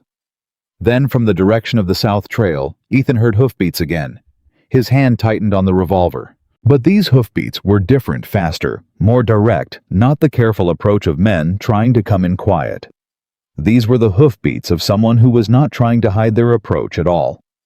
He heard his name, a voice he hadn't heard in 2 years calling his name from a quarter-mile down the trail. Aldous Graves. A day early. Ethan's eyes closed for exactly 1 second. Then he opened them and looked at Harlan Cross. Early, he said. Cross said nothing. But something in his face went out very quietly, like a lamp running down. The calculation that had been running behind his eyes since the meadow, all of it stopped. He looked for the first time like a man who understood that the thing he'd been trying to avoid had arrived. Ethan raised his voice. "South Trail," he called. "Meadow by the cottonwoods." Hoofbeats adjusted direction. He kept the revolver on Cross and waited. He thought about Rose in the house. He thought about the cedar box under the bedroom floor. He thought about the letter addressed to Harriet that he had promised to deliver and now probably wouldn't need to. He thought about a woman sitting at his kitchen table telling him about a man named William who believed the law was worth holding to. He was holding it right now. It was heavy. He didn't mind. Aldous Graves came into the meadow on a blood bay horse he'd clearly been pushing hard because the animal was lathered, and Aldous himself looked like he'd been in the saddle for most of the last 20 hours. He was a lean, weathered man in his mid-40s with a federal badge on his coat, and the specific tired alertness of someone who ran on duty and not much else. He took in the scene, Ethan, the revolver, the 2 bound men in about 4 seconds. His expression did not change significantly. "Ethan," he said. "Aldous," Ethan said. Aldous looked at Cross, at the large man with the broken arm, back at Ethan. "You want to tell me what I rode 20 hours for?" "Land fraud," Ethan said. "Forged surveys. Tampering with a witness. Threatening a pregnant widow on a public trail." He lowered the revolver. "I've got documentation under my bedroom floor and a witness in my house." Aldous looked at Cross for a long moment. Cross looked back with the expression of a man who was already composing different versions of the story. "Harlan Cross," Aldous said slowly. "I've heard that name." "You'll be hearing it more," Ethan said. Aldous swung down from his horse. He walked across with the unhurried walk of a man who'd been doing this long enough that urgency had become a thing he no longer needed to perform. "Mr. Cross," he said, "I'm Deputy Marshal Aldous Graves out of Miles City. You're going to answer some questions." Cross said nothing. Aldous looked back at Ethan. "You're sure about the documentation?" "Box full of it," Ethan said. "William Calloway spent months gathering it before he died. His widow carried it across 300 miles to make sure it got to the right hands." "Where's the widow now?" "My ranch," Ethan said. 2 hours up the mountain." Aldous nodded. "Then let's go talk to her." Ethan picked up November's reins. He looked at Cross once more, at this man who had tampered with a pregnant woman's wagon and ridden up to a private ranch at midnight and tried to buy his way out of what he'd built, and who was now sitting in a dry meadow in Montana with his hands tied and a federal marshal reading him his rights. Cross met his eyes. There was no warmth left, no edge. Just the cold, still look of a man who had calculated wrong and knew it. "Her husband believed the law was worth something," Ethan said. "Turns out he was right." He turned November toward the mountain trail and started back. The sun was moving west, throwing long shadows through the cottonwoods, and somewhere up the mountain, a woman was waiting with a rifle and a cedar box, and enough courage for 3 people. He rode faster than he needed to. He wanted her to stop worrying. He heard her before he saw her. She was on the porch when he came up the last stretch of trail. He could hear the door open before he'd cleared the final bend, which meant she'd been listening for hoofbeats for the last 2 hours, and her ears were sharper than he'd given her credit for. He came around into view, and she was standing at the top of the porch steps with the Winchester at her side, and her eyes going immediately past him to count the riders behind him. Him. Aldous. 2 bound men on horses that Aldous was leading. He watched her do this count, watched her understand it. She sat down on the porch step. Not collapsed, she chose it the way a person chooses to sit when their legs have been holding them up through willpower alone, and the willpower has just been released. She sat down and pressed one hand to her sternum and breathed. Ethan stepped down from November before he'd fully stopped the horse. He crossed the yard in 8 steps and stood at the bottom of the porch stairs and looked up at her. "You're all right," she said. Her voice came out lower than usual. "I'm all right." She looked at his face, looking for the thing that would tell her he was lying. She didn't find it because he wasn't. "Cross," she said. "Behind me. Aldous has him." He looked at her directly. "It's done, Rose." She pressed her lips together hard. Her eyes went bright in the way eyes do when a person is holding something back that very much wants out. She held it. She was good at holding things. "The baby," he said. "Fine," she said. "Quiet all afternoon." She exhaled slowly. I think she knew to wait. He noticed she'd said she. He didn't comment on it, but he noticed. Aldous rode up behind him, and the practical requirements of the moment took over. Horses to be dealt with, bound men to be managed, statements to be given. Aldous was professional and methodical, and he asked his questions the way a man asks questions when he's been doing this long enough that he doesn't need to perform the authority anymore. He had a small leather notebook, and he wrote in it with a stub of pencil, and he didn't editorialize, and he didn't rush. Rose gave her statement sitting at the kitchen table with her hands wrapped around a coffee cup, and she was thorough and precise, and Aldous looked at her twice with the expression of a man recalibrating his initial assessment of a witness. "Mrs. Calloway," he said when she'd finished, "your husband gathered a significant amount of documentation." "He was a surveyor," she said. "He understood what made evidence." "He did," Aldous agreed. He looked at the cedar box now, open on the table, the pages arranged in the order William had organized them. "This is going to take some time to process through the federal office. I want to be honest with you about that. Land fraud cases, especially ones involving territorial officials, they move slow." "I understand that," Rose said. "But they do move," Aldous said. "And what's in this box?" He looked at the papers again. "Your husband built a strong case, ma'am. I've seen federal inquiries opened on less than half this." Something crossed Rose's face then. Grief and pride knotted together into an expression that Ethan didn't think there was a word for. "He'd want to know it was enough," she said quietly. "It's enough," Aldous said. She nodded once, looked down at her coffee, held herself together with the particular discipline that Ethan had been watching her exercise for 2 days, and which he was increasingly certain had been the thing keeping her functional for the past 4 months. "What happens to Cross?" Ethan said. Aldous leaned back in his chair. "Tonight, he stays where you've got him, assuming you're willing to let me use your barn." "Use whatever you need," Ethan said. "I'll take him and his man into Miles City tomorrow. File the initial complaint with the territorial court. The federal inquiry will be referred out of Helena, but that process starts the minute I ride in with a statement and this box." He closed the cedar lid. "His land holdings get frozen pending investigation. His contracts under review. His access to the territorial land office suspended." A pause. "He won't be touching anyone else's wagon wheels for a long time." Rose looked at Ethan across the table. He looked back. Neither of them said anything. There wasn't anything to say that the look didn't already cover. "I'll need you both in Miles City at some point," Aldous said, "for formal statements. Not immediately, I know you've got—" He glanced at Rose with the slightly uncomfortable expression that men of a certain generation produced when confronted with visible pregnancy. "Considerations. But within the month if you can manage it." "We'll manage it," Ethan said. Rose looked at him when he said we. He didn't look away. "All right then," Aldous said, standing. "I'll take my prisoners to the barn and let you good people have your evening." He picked up the cedar box. "I'll need to take this with me."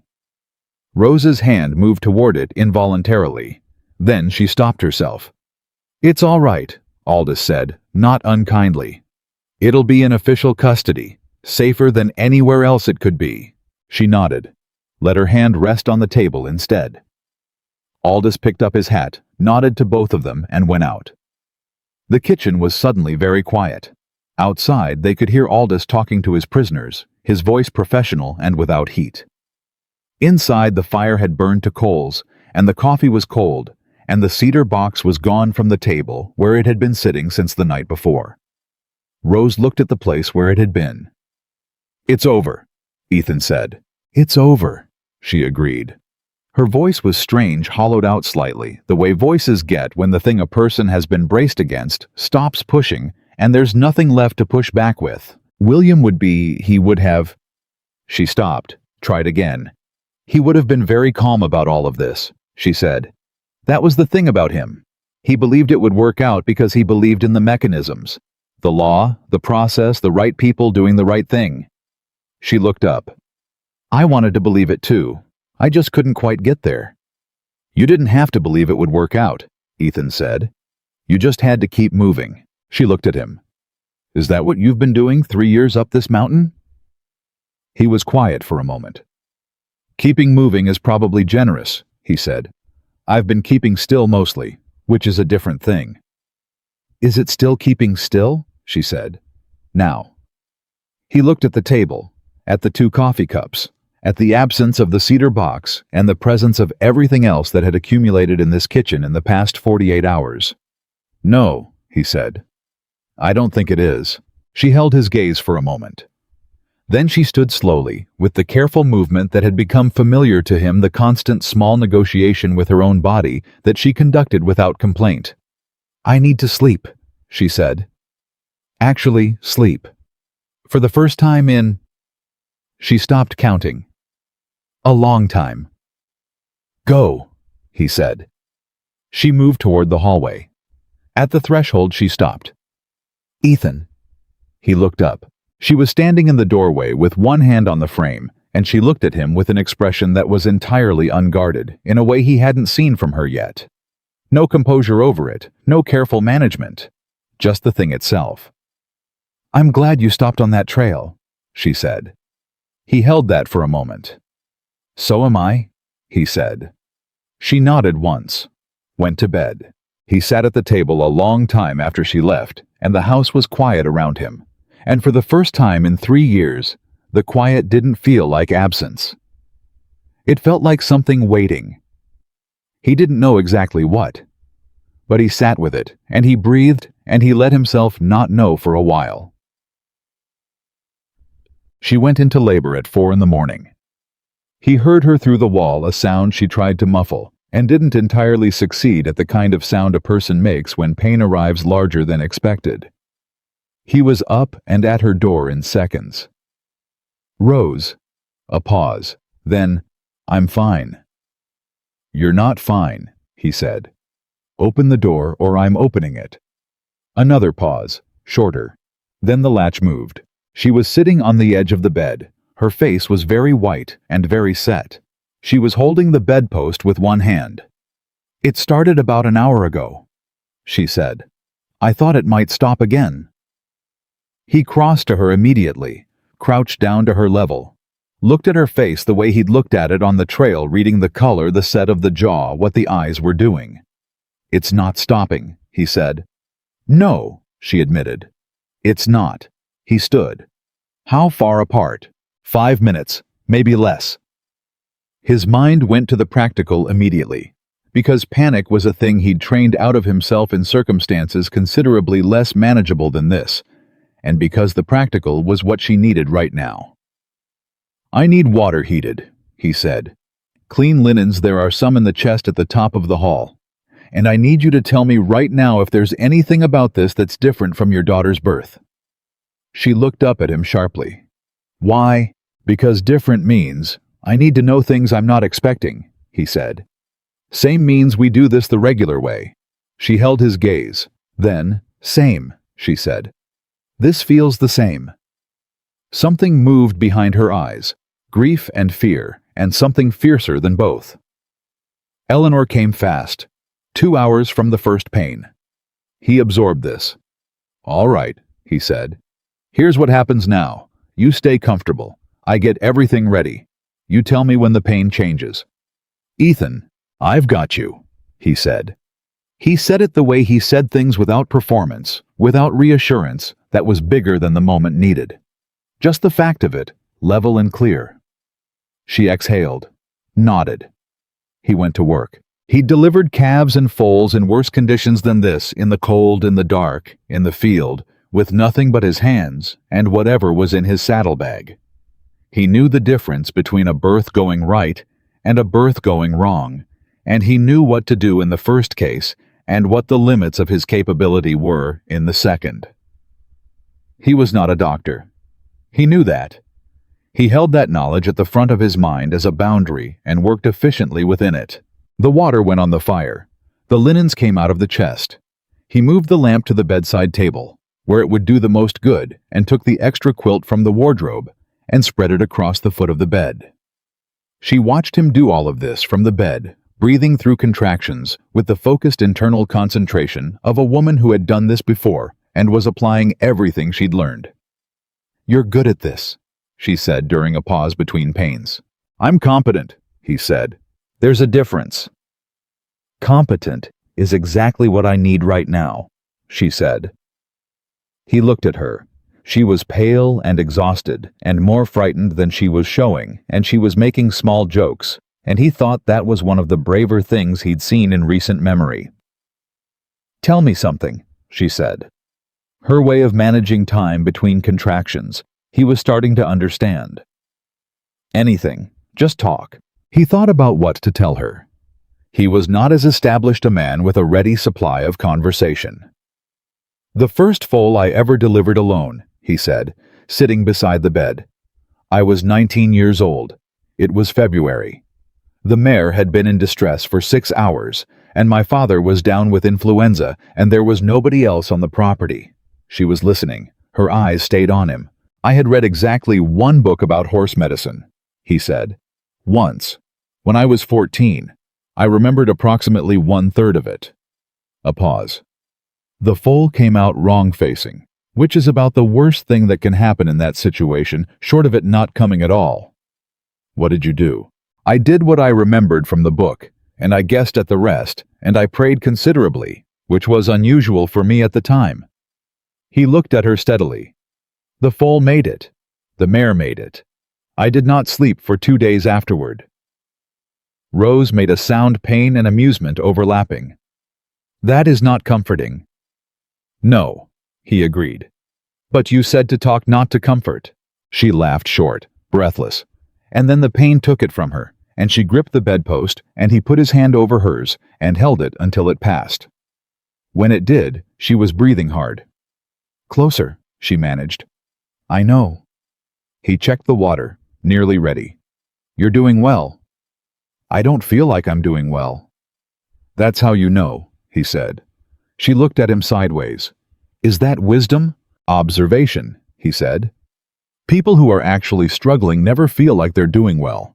People who are managing fine always think they're struggling." He moved the lamp an inch. "You are managing this." She was quiet for a moment. "I keep thinking about Eleanor," she said. "I can't stop. Every time the pain comes, I think about her." He didn't tell her not to think about it. He didn't tell her this would be different.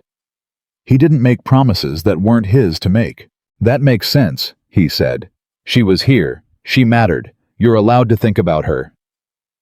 Rose's breath caught in a way that wasn't the pain. "William used to say she was the bravest person he'd ever known," she said. 4 days old and she fought the whole time." A pause. "I used to think that was something people said. Now I think he was right." "He was right," Ethan said. She looked at him. "You never met her." "No," he said. "But I've met her mother." He held her gaze. The bravery comes from somewhere. The pain took her again. He held her hand and talked her through it, not with false reassurance, but with the specific, grounded running count of a person who had been watching the intervals and knew what they meant. "You're close," he said when it passed. "I know," she said through her teeth. "Ethan, I'm here. If something goes wrong, I'll handle it. But if something really..." "Rose." He waited until she looked at him. I am not going to let something happen to you. That is not a promise I make lightly. It is a promise I am making right now." She stared at him. Her face was stripped of everything except what was actually there underneath all of it: fear and exhaustion, and the fierce, stubborn life force of a woman who had survived 4 months alone, carrying more grief than most people carry in a decade. "Okay," she said, very quietly. "Okay," he said, and he was right, and things did not go wrong. And 2 hours later, just before dawn, just as the first gray light was beginning on the mountains, a sound came into the world that Ethan Cole had not heard in 3 years. A baby crying. A real cry. Strong and indignant and absolutely clear. He had that baby in his hands, wrapped safe, breathing, and he looked at her, and she was perfect, and he looked at Rose, and Rose was looking at him with the most complex expression he had ever seen on a human face. "Is she—" Rose started. "She's perfect," he said. His voice came out different than he expected. Rougher. He cleared his throat. "She's absolutely perfect." Rose reached for her, and he placed the baby in her arms with the particular care he reserved for things that mattered beyond his ability to articulate, and Rose held her daughter against her chest and closed her eyes and didn't say anything for a long time. He stepped back, gave them the room. He stood at the window and looked out at the coming morning, and he breathed, and he let the feeling in his chest be whatever it was going to be. It was large. That was the only word he had for it. It was large, and it pressed outward in every direction, and it had no specific name, but it was not grief, which was the feeling he was most accustomed to, and it was not relief, though it was partly that. It was something closer to being returned to himself. He didn't examine it too closely. He just let it be. Behind him, Rose said, "Come here." He turned. She was looking at him with the baby against her chest, and her face was exhausted and luminous in the way faces get in those first minutes, and she looked at him like he was someone she had always been intending to meet. He crossed the room and sat in the chair beside the bed. The baby had settled. She was small and dark-haired, and she had the ancient solemn expression of someone who had just arrived from a great distance and was still forming opinions about the destination. "Hello?" Ethan said to her. Quiet. Almost to himself. The baby blinked. Rose watched him. "She needs a name," Rose said. "That's yours to decide," he said.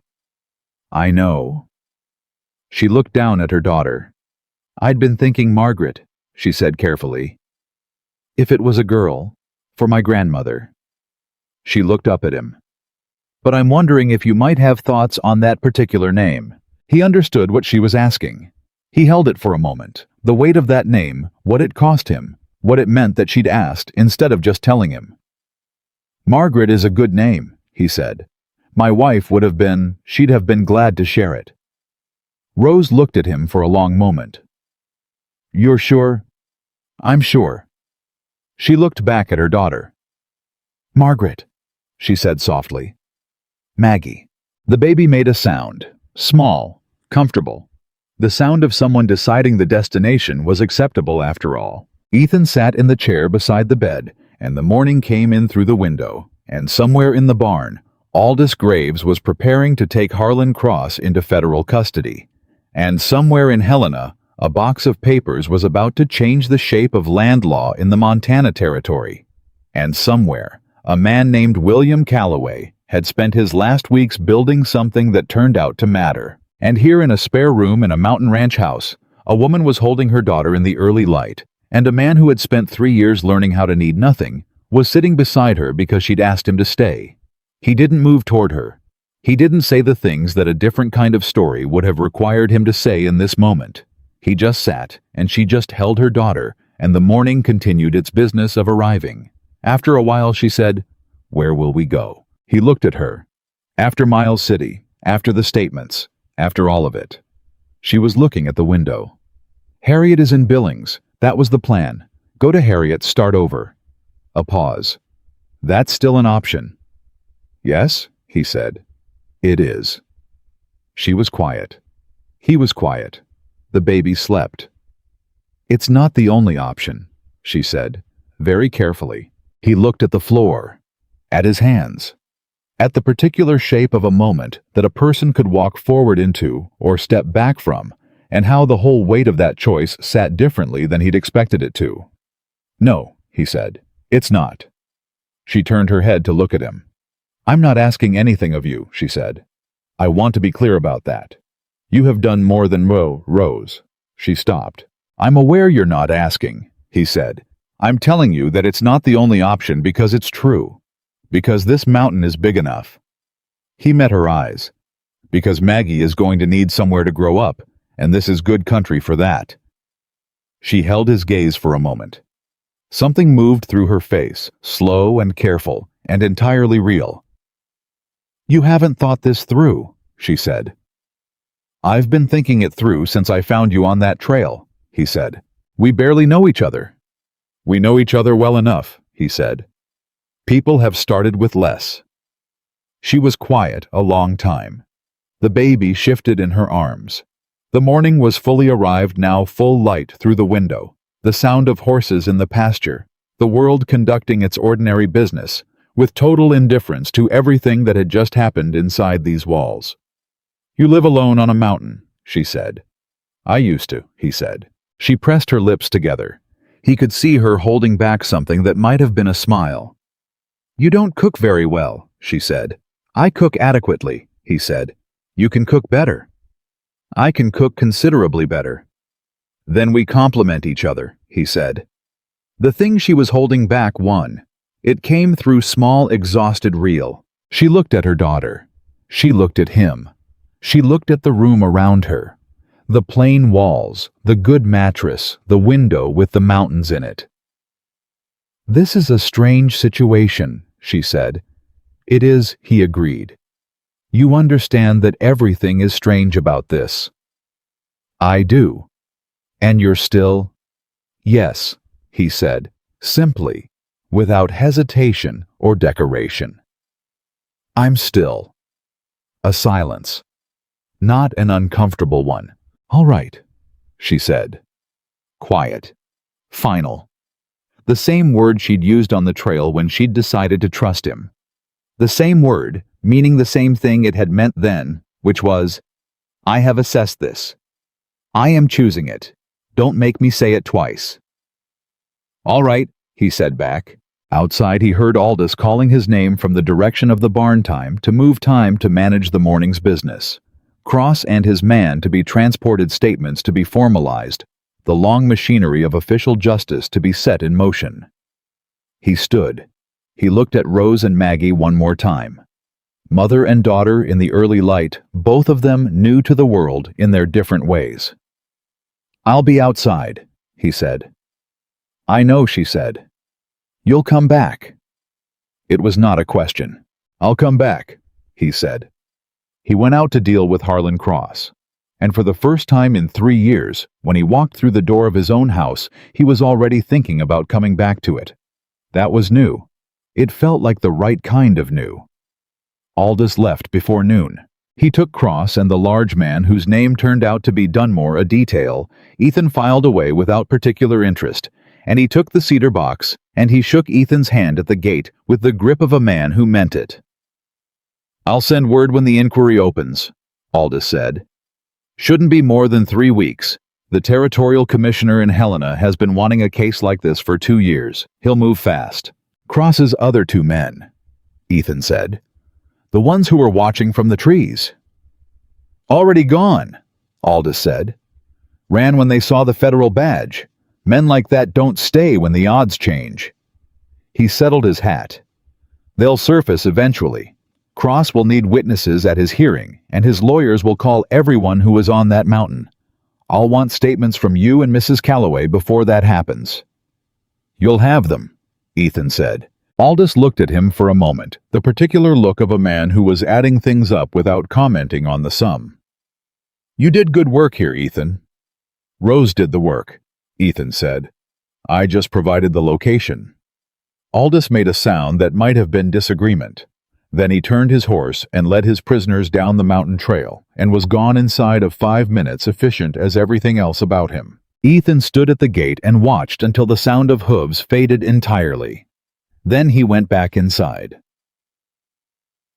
Rose was asleep when he checked on her, Maggie tucked against her side, in the careful arrangement of a woman who had been sleeping next to something precious. He pulled the door mostly shut and went to make coffee and stood at the kitchen window and looked at the empty trail and thought about what came next. What came next was Miles City. Formal statements. The slow machinery of federal process that Aldous had warned them about. What came next after that was less certain. He was thinking about the specific uncertainty of it, which felt different than the uncertainty he'd been living in for 3 years, less like fog and more like open ground when he heard Maggie wake up. Not crying. A sound more like announcement. I am here. I have opinions. Someone should attend to this. He went to the doorway. Rose stirred but didn't fully wake. She was deeper under than she'd been, the specific weight of exhaustion finally claiming her properly now that the danger was past and the birth was done. She'd been running on something other than rest for days, and her body had apparently decided it was finished negotiating. Maggie made her announcement again louder. Ethan crossed to the bed carefully.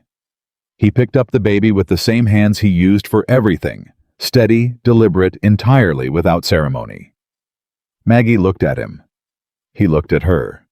She was 4 hours old, and she had dark eyes that couldn't yet focus properly, and a very strong opinion about being awake that she was communicating clearly. All right, he said quietly, so as not to wake Rose. Come here. He carried her to the kitchen. He sat in the chair by the window and held her against his chest, the way he'd watched Rose hold her, and the baby settled with the immediate trust of someone who had not yet learned to doubt, and the two of them sat in the morning quiet and looked out at the Montana mountains. He had not held a child since Thomas. He had not let himself think about Thomas in months. He'd gotten very good at managing which thoughts he allowed access, and which ones he kept behind the door he'd built for them. 3 years of practice had made him proficient. But sitting here with Maggie against his chest and the mountains out the window, the door opened a little on its own. Thomas had been 4. He'd had Margaret's eyes and Ethan's stubborn streak, and a laugh that was too big for his body, the kind of laugh that took over a room. He'd been afraid of the dark, and unafraid of horses, which Ethan had thought was exactly the right combination for a boy growing up on a mountain ranch. He sat with that for a moment.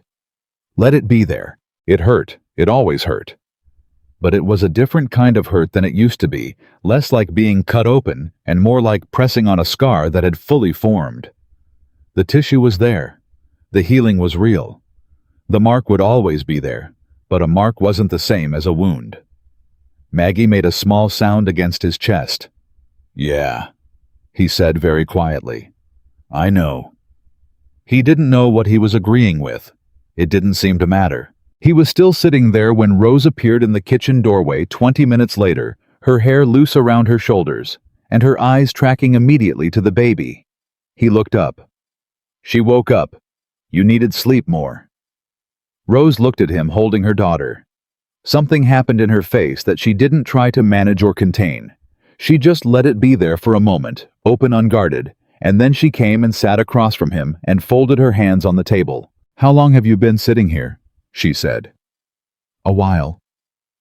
Thinking about what? He looked at Maggie. Thomas, he said. Rose didn't fill the silence with condolence. She just sat with it the way he'd taught her, or maybe the way she'd known how before she met him, because people who had their own losses understood this instinctively. Tell me about him, she said. He looked up. You asked me about William, she said simply. I'd like to know about Thomas. He held her gaze for a moment. Then he looked at Maggie, who was studying the middle distance with the focused incomprehension of someone encountering existence for the first time. And he told her. He talked for a long time, longer than he'd talked about anything in 3 years. He told her about Thomas learning to walk and falling down and getting up with the particular determination of a child who had decided something and would not be argued with. He told her about the way the boy had named all 4 horses, and then been genuinely offended when one of the names he'd chosen Senator, for no discernible reason, was considered undignified by the horse in question.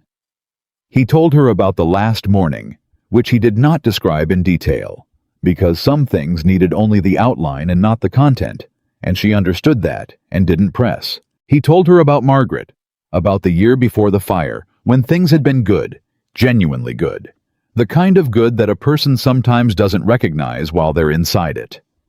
About Margaret's habit of reading aloud while he worked on tack at the kitchen table. About the way she'd argued with him about everything important, and agreed with him about everything small, and how he'd understood too late that that was exactly the right configuration. Rose listened to all of it. When he was done, the coffee he'd made had gone cold, and Maggie had fallen back to sleep against his chest, and the morning had moved on toward midday. "She sounds like someone worth the grief," Rose said. "She was," he said. "They both were." "Grief that big means love that big," she said. "I've decided that's how I think about it. The only other option is to think it means loss that big, and that's not survivable." He looked at her. "When did you decide that?" "Somewhere between Eleanor and William," she said. "It took both of them to get me there." A pause. "I'm not saying it's right. I'm saying it's how I make it through the day." "It's right," he said. She looked at him steadily. "You sound sure." "I am sure," he said. "Because the alternative is what I was doing for 3 years, and that's not living, that's just duration." He looked at Maggie. "This is different." "Is it?" she said. And the question was not rhetorical. She was actually asking. "Yes," he said. He met her eyes. "You know it is." She held his gaze for a long moment. Then she reached across the table and very carefully she lifted Maggie from his arms. The baby resettled against her mother without waking. "I need to tell you something," Rose said. He waited. "Before I left Missouri, the week before." She looked at Maggie, not at him, which told him this was something she'd been holding. Cross's men came to the house. Not to break in, they knocked. There were 2 of them. They told me that if I handed over whatever William had gathered, they'd compensate me. Money. Enough to they said I could go anywhere, start over, the baby would be provided for. Ethan went very still. "I almost said yes," she said. Quiet. Direct. "I want you to know that." I stood in my doorway and I looked at those men, and I thought about Eleanor and about the baby and about how tired I was, and I almost said yes. He said nothing. "William's face stopped me," she said. "Not his memory exactly. His actual face, I could see it right there as clear as I can see you. And he looked exactly the way he looked when he talked about why it mattered. Like it was obvious. Like the question of whether to do the right thing was so settled it barely needed to be a question." She looked up. "I closed the door on them. I packed that night." "I know," Ethan said. She blinked. "You know, I know that you closed the door," he said. "Because you're here. And the box made it to Aldous." He held her gaze. "What you almost did doesn't matter. What you did is what matters." She looked at him for a long, searching moment. The morning light was on her face, and she looked exhausted and clear-eyed, and more herself than he'd seen her in the 2 days he'd known her, which was perhaps because she'd just set something down. "You're very sure about a lot of things," she said. "Not usually," he said. "This is a concentrated period." She made that sound again, not quite a laugh, the ghost of one. He was collecting them, he realized, adding them to a small internal inventory of things that were worth noting. "Miles City," she said. "When can I travel?" Aldous said there was no rush. 3 weeks is the outside on the inquiry opening. 2 weeks then, she said. "If Maggie is well." "If Maggie is well," he agreed. "And after Miles City," she said carefully. "After Miles City," he said equally carefully. She looked at the window, at the mountains, at the particular enormous blue of the Montana sky in August, which had nothing whatsoever to do with anything except that it was there and they were in it. "I haven't written to Harriet," she said. "She'll be worried." "You can write today," he said. "Brannigan's will take it down when their boy comes back through." I don't know what to tell her. Tell her you're safe, he said. Tell her about Maggie. The rest can wait. Rose was quiet for a moment. She's going to ask questions. About what? About. She made a small gesture that encompassed the kitchen, the house, the mountain, and approximately everything that had occurred in the last 48 hours. Tell her you're figuring it out, he said. She looked at him. Are we figuring it out? We are, he said. She held that for a moment. Then she nodded, not the quick, decisive nod she used when she'd made up her mind about something, but a slower one. The kind that meant she was letting herself believe something she hadn't been certain she was permitted to believe. All right, she said. Ted, 2 weeks passed. They were not simple weeks. Maggie had opinions about sleeping schedules and expressed them with the full force of her available communication tools, which were limited but effective. Rose healed slowly and pushed herself faster than Ethan thought was wise, and they had their first real argument about it on day 4, which was direct and unpleasant and resolved in under 10 minutes, because neither of them were people who benefited from prolonged disagreement. She won the argument incidentally. He hadn't been wrong exactly. She'd just been more persuasive about the specific things her body was telling her versus what he was inferring from the outside. He conceded the point because it was the accurate thing to do, and she didn't make anything of the concession, which he appreciated. The Brannigan boy came through on day 3 and took Rose's letter to Harriet, and on day 9 came back with a reply that Rose read at the kitchen table and then sat with for a while without speaking. Good news or complicated news, Ethan said. Harriet news, Rose said, which is its own category. She set the letter down. She's coming. He looked at her. Not to take us away, Rose said quickly. She wants to meet Maggie, and she wants to... She stopped, pressed her lips together in the expression she wore when Harriet had apparently said something that was either very kind or very pointed, and Rose was sorting out which. She said she wants to meet the man who had the sense to stop on that trail. What did you tell her about me? He said. The truth, she said. Which part? All of it, she said. And then she looked at him with that particular directness. She had the kind that didn't hedge and didn't soften, and didn't give you anywhere to hide from the thing being said. Is that all right? He thought about what the truth was assembled in order. A mountain cowboy who hadn't spoken to anyone outside necessity for 3 years. A man who had kept watch through 2 nights with a rifle across his knees for a woman he'd known for less than a day. A man who had held a newborn in his kitchen and talked about his dead son for the first time since the grave. That's all right, he said. They rode into Miles City on a Thursday in early September, 16 days after Maggie was born.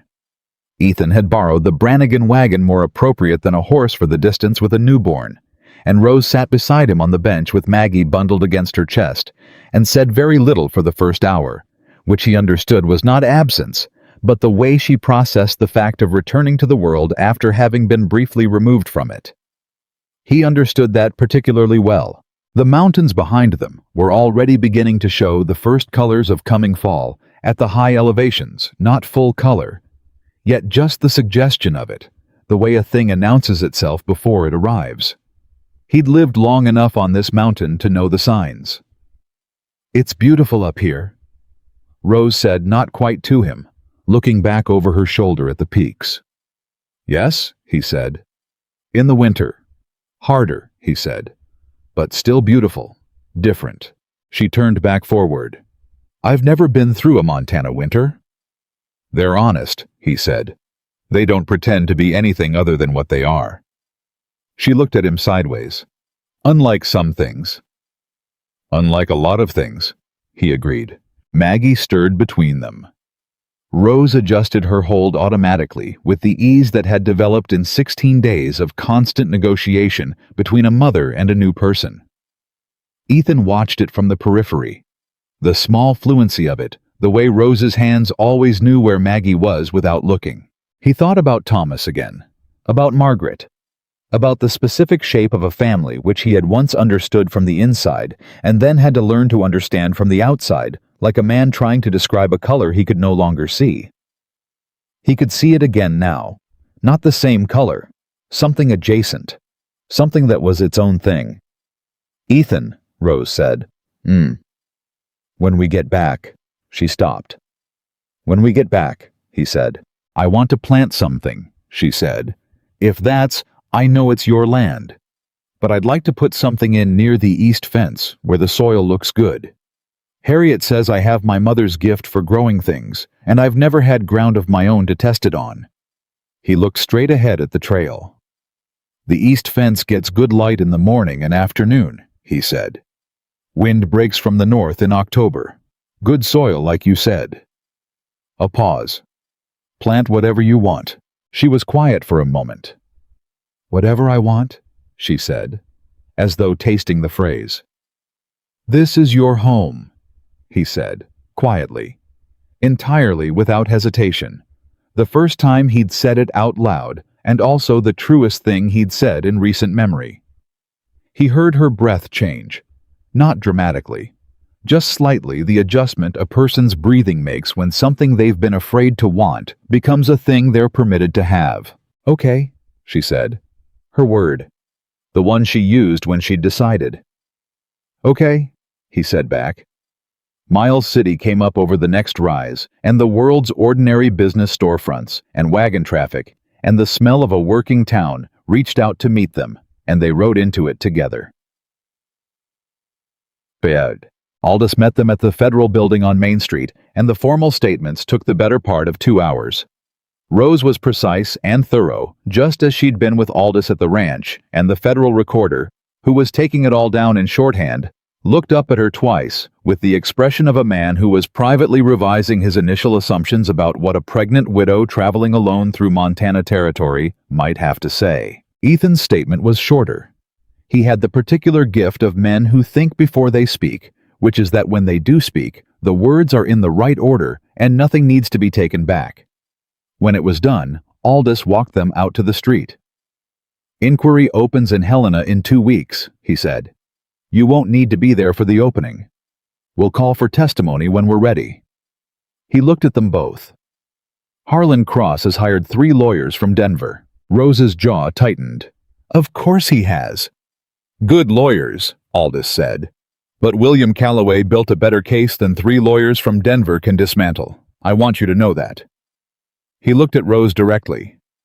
"He did good work, ma'am. It's going to hold." She pressed her lips together. "Thank you, Aldous." "Thank your husband," Aldous said, simply, without sentimentality. "He did the work." She nodded. She held herself together. She was very good at it. Aldous shook hands with Ethan again. "I'll be in touch." Then he looked down at Maggie, who was awake, and regarding him with the ancient skepticism of someone who had not yet decided what to make of mustaches. "Healthy girl," he said. "She's got opinions," Ethan said. "Good," Aldous said. "She'll need them." He tipped his hat to Rose. "Safe travel." He went back inside. Rose stood on the boardwalk and held Maggie and looked at Miles City, going about its September business all around her, and Ethan stood beside her and said nothing, because nothing was needed. After a moment she said, "I'd like to get a few things before we go back." "We've got time," he said. "There's a dry goods store on the next block." She said, "I need fabric, and seeds. The fall catalog might still have what I want for the east fence." He looked at her. She looked back, entirely steady, entirely certain.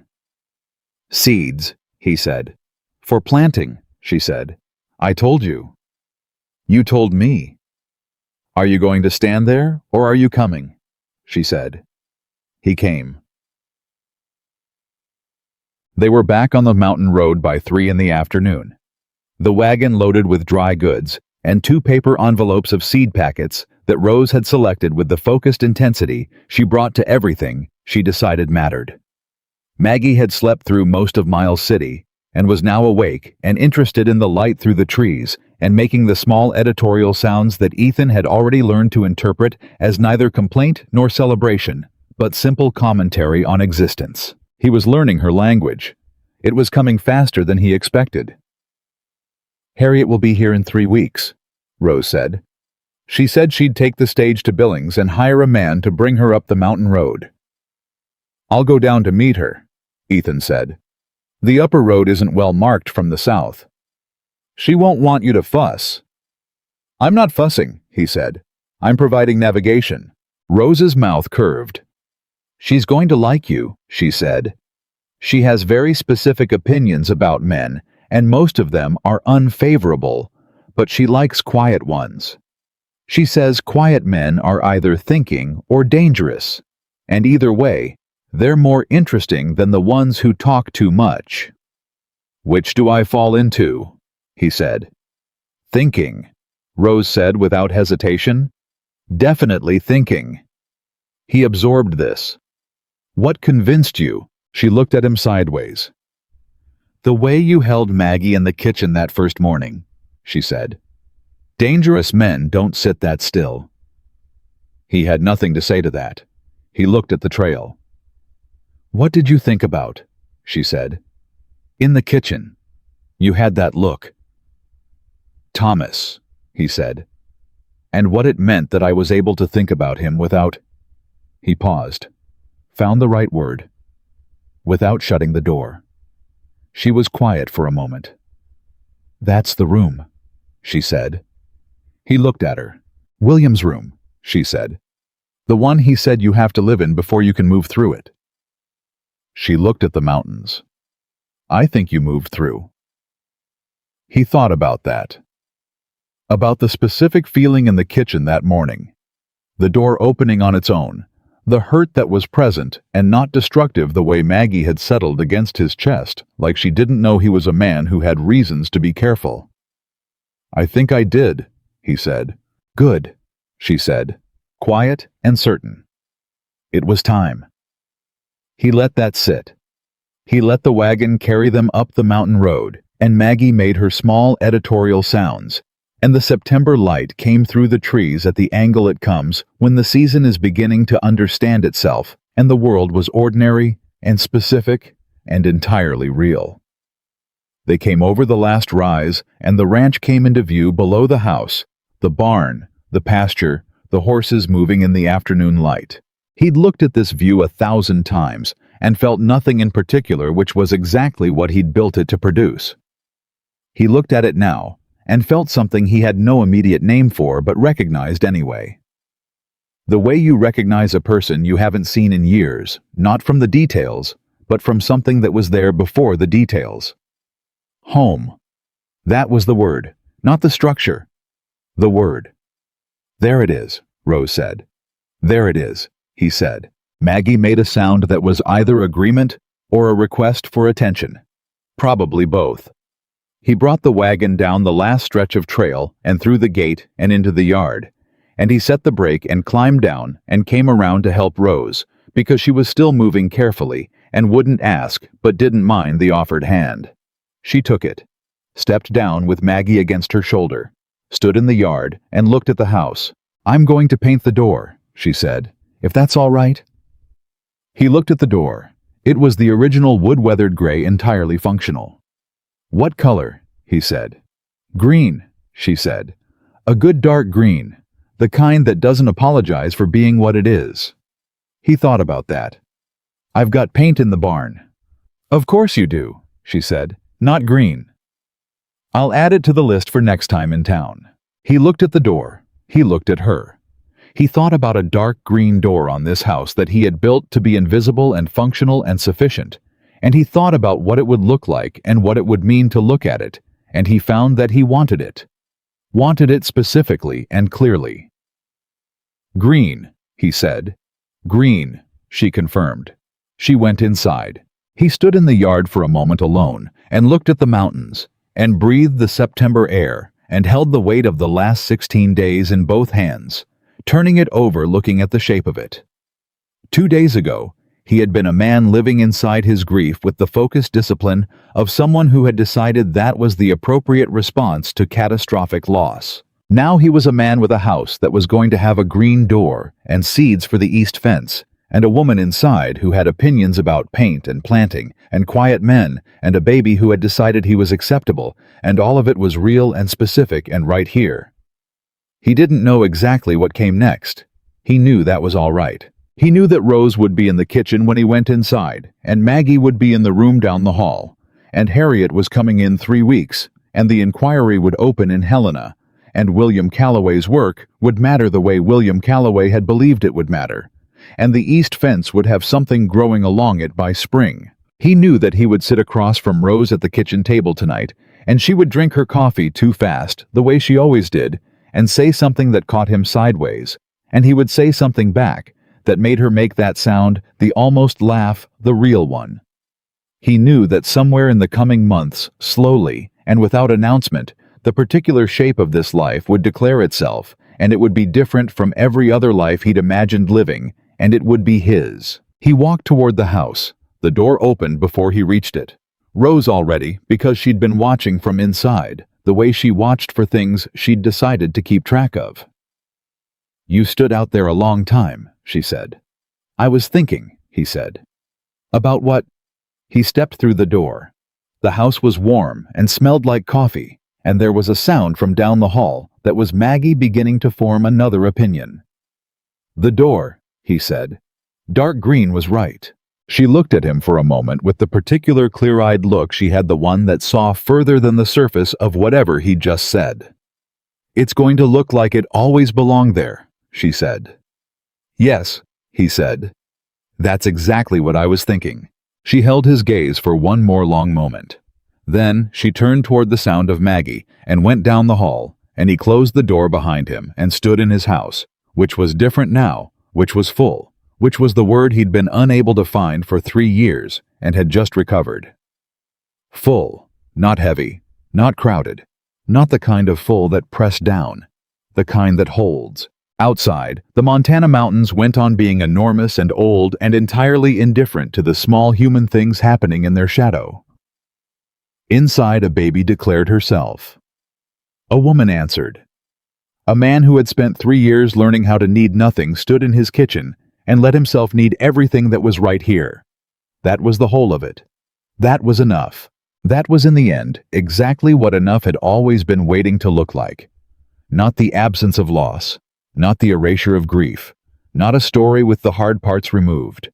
Just a door worth painting green and seeds for the spring, and a woman who closed the door on the wrong men and drove 300 miles through danger to deliver her dead husband's truth to the right hands, and a baby who had arrived in the dark of a mountain morning and looked at the world with the confidence of someone who had already decided it was worth the trouble, and a man who had stopped on a trail in August heat because something older than his grief had moved in him and said, "This one.